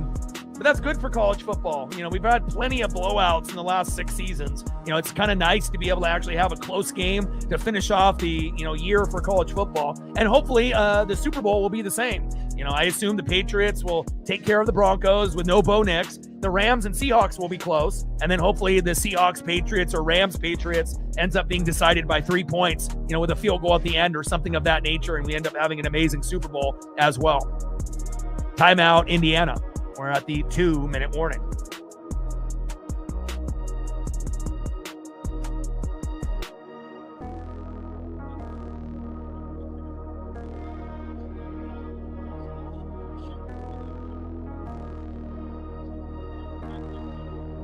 I mean, if Miami actually had a better quarterback, that could have been the difference in this game. Going 0 for 6 on third down, that was not ideal. But again, Malachi Toney, Mark Fletcher, they're doing their job. But again, Carson Beck, he's just kind of a name. He's a game manager. I don't even know if I really want to even call him that. Not very good. But with all that being said, at least he hasn't thrown, a bunch of bad interceptions and he hasn't fumbled. So at least I'll give that to him. But, 16 for 27, 1 touchdown, 208 yards. So he's got more yards than Mendoza. But again, if you're going to be, the underdog, you got to play better. But at least he hasn't, made the big mistake. So I'll give him credit on that. But, a little bit of a disappointment in that first half. But, with Beck kind of struggling, why? Because Indiana's defense is that good. So sometimes it's, not just the player. Sometimes it's the, players on the other side, that are playing well to make that player look, not as good. So.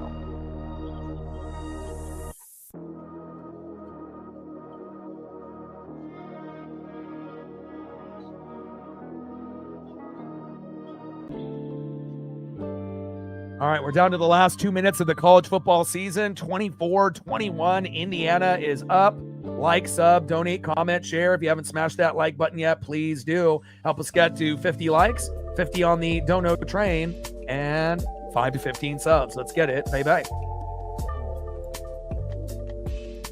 Show some love for all the hard work that we've been able to put in here on the NWSF all season long.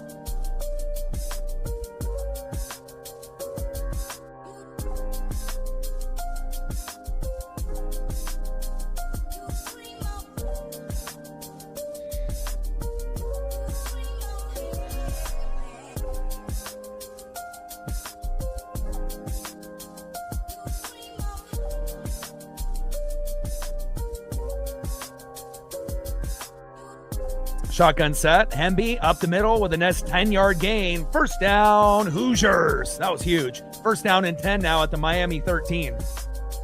And obviously, if Indiana ends up scoring a touchdown, it's over, right? Field goal, Miami still would have a shot, but at this point, they're going to go for the jugular. Shotgun set. Hemby up the middle again. 9-yard gain. Second down and 1 at the Miami 14.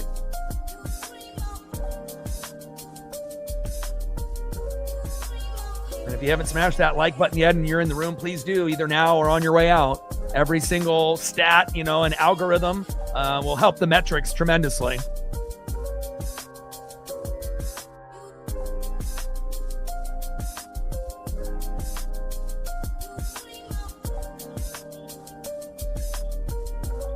And timeout, Miami.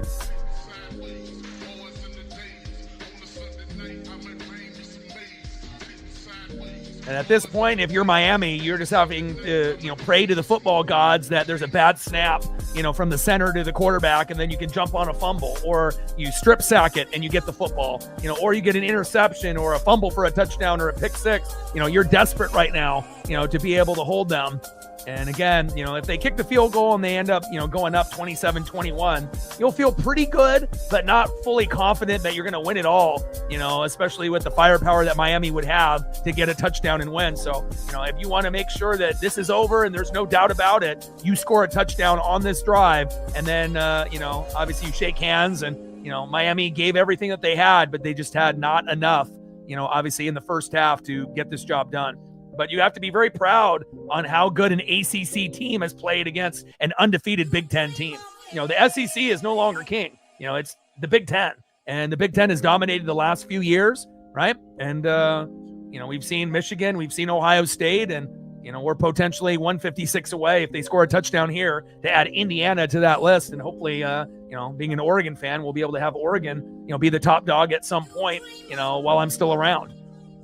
False start there on Carter Smith. And if you've noticed, not a whole lot of self-inflicted wounds for penalties by both teams in this game. But there's one right there by Carter Smith on the offensive line, jumping a little early. Signetti loves that.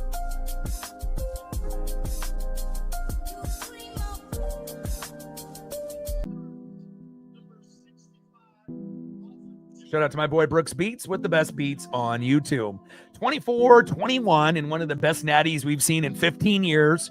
Again, Indiana, doing everything that we expected them to do. Probably expected them to score more. Miami, having NFL players on that D line made a big difference. And again, finally, Fletcher and Malachi Tony doing their job. Would have liked to seen Carson Beck do a little bit more, but still, with that being said, they're only down by 3 at this point. Shotgun set, Hemby up the middle for a 1-yard gain. And now it's going to be 3rd down and 5. Timeout, Miami. And again, if you're Indiana, what do you do here? Do you be conservative and you just run it up the middle? No. You put the ball in Fernando Mendoza's hands and you have him run it again. You have him try to run for the first down and potentially try to get another touchdown with Mendoza. That's what I would do. You have to go with what's been working, here in the fourth quarter. Because again, if you end up just being predictable and you just run a halfback dive, that's going to turn into a field goal. And then if Miami scores a touchdown in the last minute, you lose the natty. So again, there's no guarantee that Miami would actually drive it down the field for a touchdown being down 6, but you don't want to give that to be an option for the Hurricanes. So this will be a very interesting call on what they do, but keep the ball in Fernando Mendoza's hands and we'll see what he decides to do here. 16 for 27, 186 yards. Far from, the 5 touchdowns, no picks, against Oregon. We know that he has the ability to do that. But again, Miami's defense and Oregon's defense, quite a bit different. Shotgun set, Black up the middle, too conservative. I don't like that at all. And now it's going to be 4th down and 4 at the Miami 17. But again, similar situation that they had earlier. And what happened? Mendoza ended up not only getting the first down, getting spun around, and then diving into the end zone. So, but a little bit too conservative on the play calls for my liking. But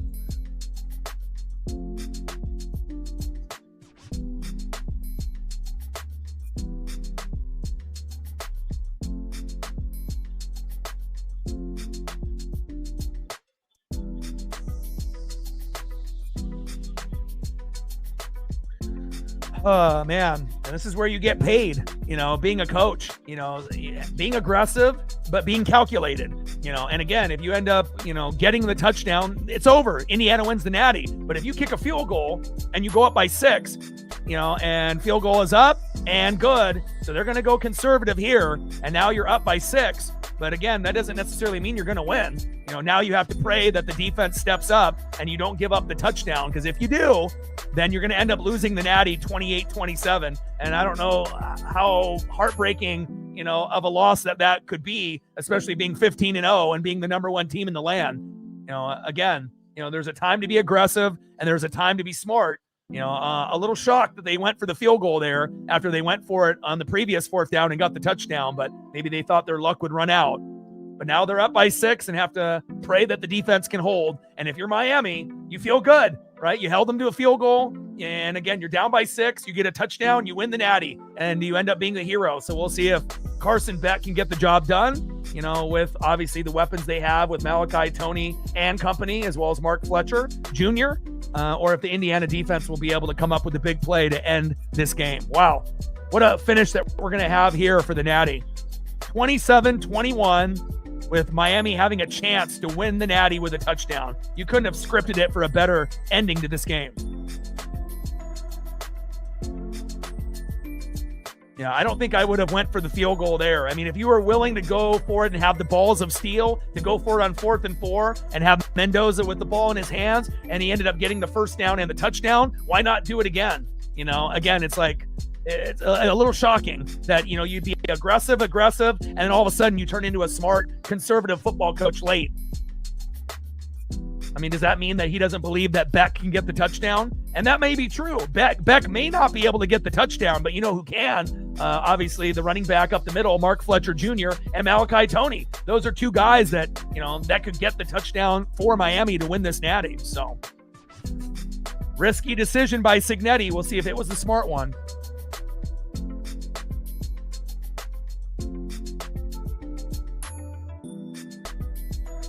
We'll see if Carson Beck and company can get the job done.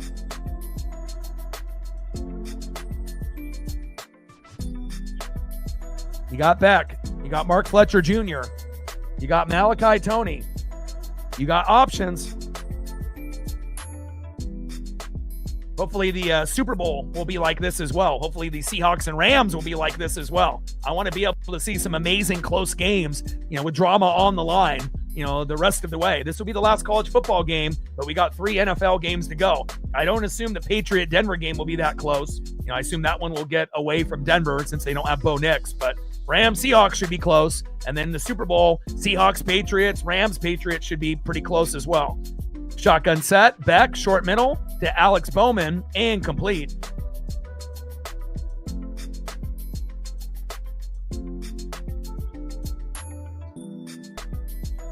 And after that 5-yard penalty, self-inflicted wound, 1st down and 15 turns into 2nd down and 15 at the Miami 20.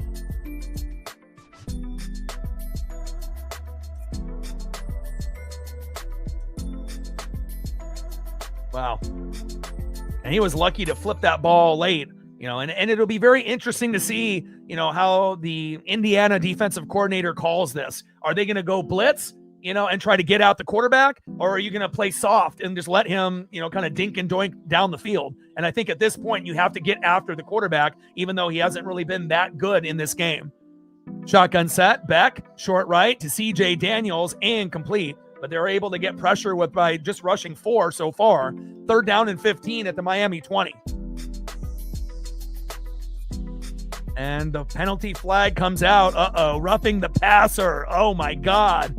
Mario Landino, what are you doing? And just like that, from when the game looking like it's on the line, you have a horrible penalty there on Indiana. And now you're going to give Miami even a better chance to be able to get this touchdown. Golly. Let's take a look at this replay if it was legit roughing the passer or not. I mean, they haven't really been calling too many penalties in this game.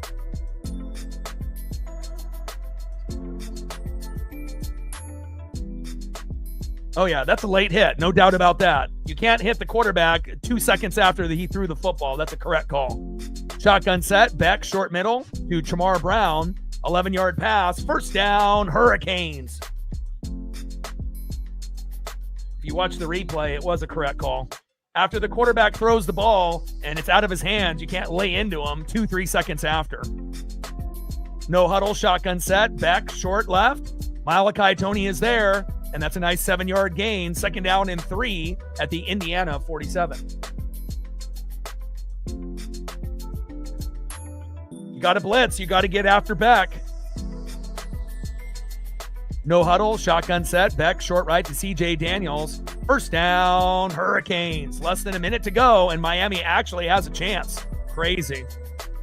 And again, Indiana, we'll find out if Cignetti ended up making the right choice. Instead of, kicking that field goal, they might have made the mistake and should have went for it. No guarantee that they would have got it, but at that particular time, it looked like maybe the better call, but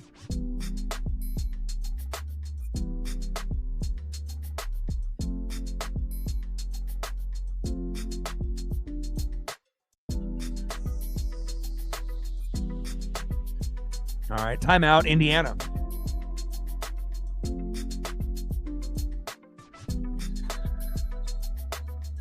Wow, what drama in this game.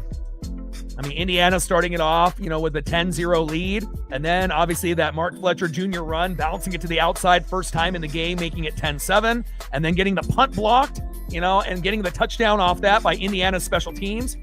Getting the momentum back, 17-7. And then Fletcher getting another touchdown, making it 17-14. Miami just not going away. And then Mendoza running for a 4th down and 4, not only getting the 4, but getting 12, and then diving into the end zone, making it 24-14, looking like it might be getting close to over. But then back to Tony for a 22-yard touchdown, 24-21. And then instead of going for it on 4th and 4, they decided to put it into the field goal kicker's hands. He made it.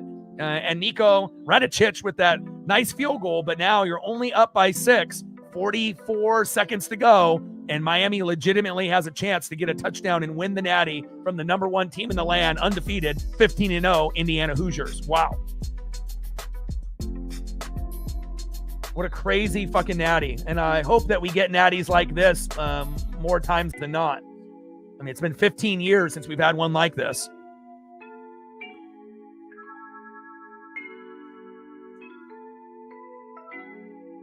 First down and 10, floater down the end zone, intercepted, and the game is over. The game is over. Indiana's defense comes up big, and Carson Beck ends up being the guy that loses the game for his team in the Natty. Wow.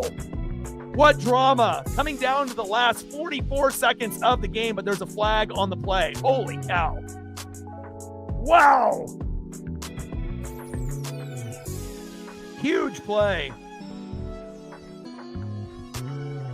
And again, Beck hadn't thrown a pick up to that point. And again, the worst time possible to have a turnover.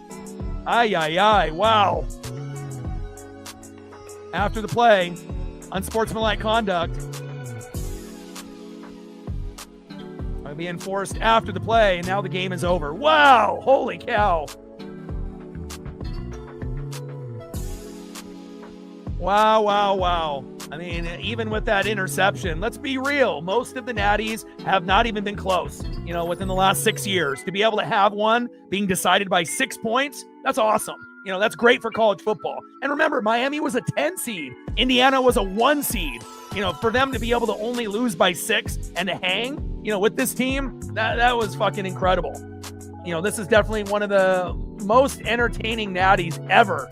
And again, I feel for, the Hurricane fans and Carson Beck, but, good teams find a way to win. I don't want to say bad teams find a way to lose, because I don't think Miami's a bad team, but, a crucial mistake late, and that cost them.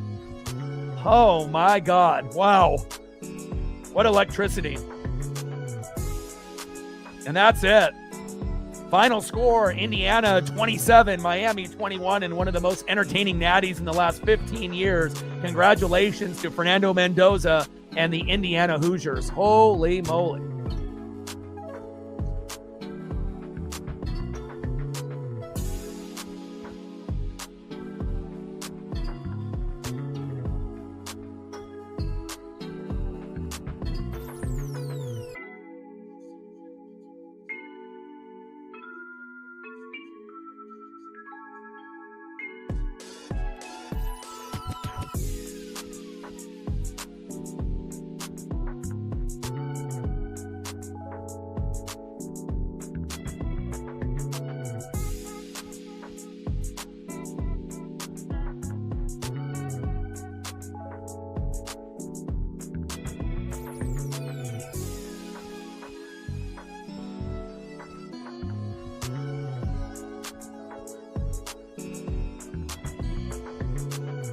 Congratulations to Kurt Cignetti, man. We just never have seen anything like this, and obviously he didn't have a good enough quarterback, to be able to go further last year, but you could see the promise. When I did the game against Ohio State, they were right there with them in the first half, and then the Buckeyes pulled away, and they ended up winning the Natty last year. But obviously getting Fernando Mendoza and a lot of these other really good role players and transfers have come together. And again, to be able to go from JMU, turn that program around, go to Indiana, have a good year, and then come back the second year, and then to go all the way to go 16-0. I don't know if we'll ever see anything like this in college football ever again. And, congratulations to the Big Ten. We are kings. And again, Michigan, Ohio State, Indiana, and I'm hoping Oregon at some point will be able to add to that list, but we're just not there yet. Holy moly.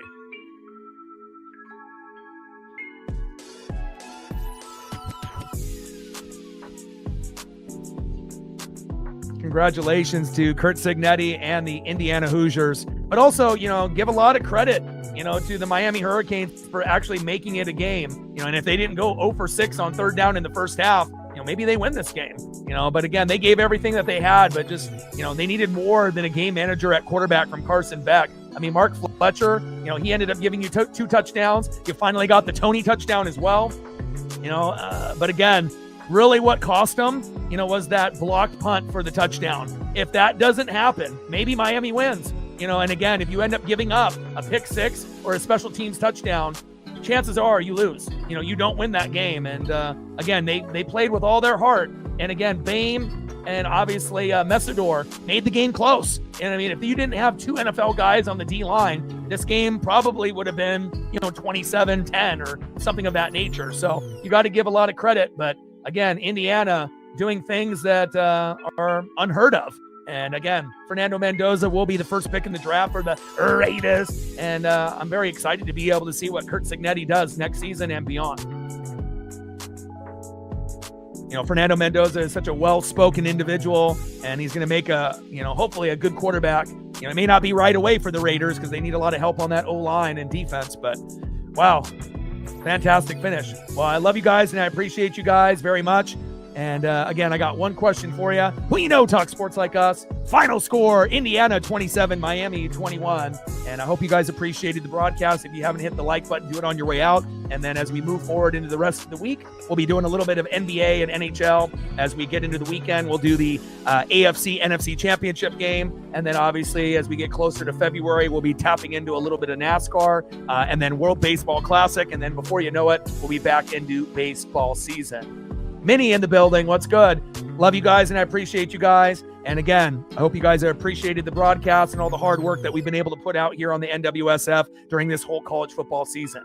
Final score, 27-21. Indiana Hoosiers are college football kings. And I hope you guys enjoyed everything that we've been able to bring to you here today and the whole season. And I got one question for you. Who talk sports like us? Your boy Ryan, Northwest Sports Fanatics, and I'm out. Gang.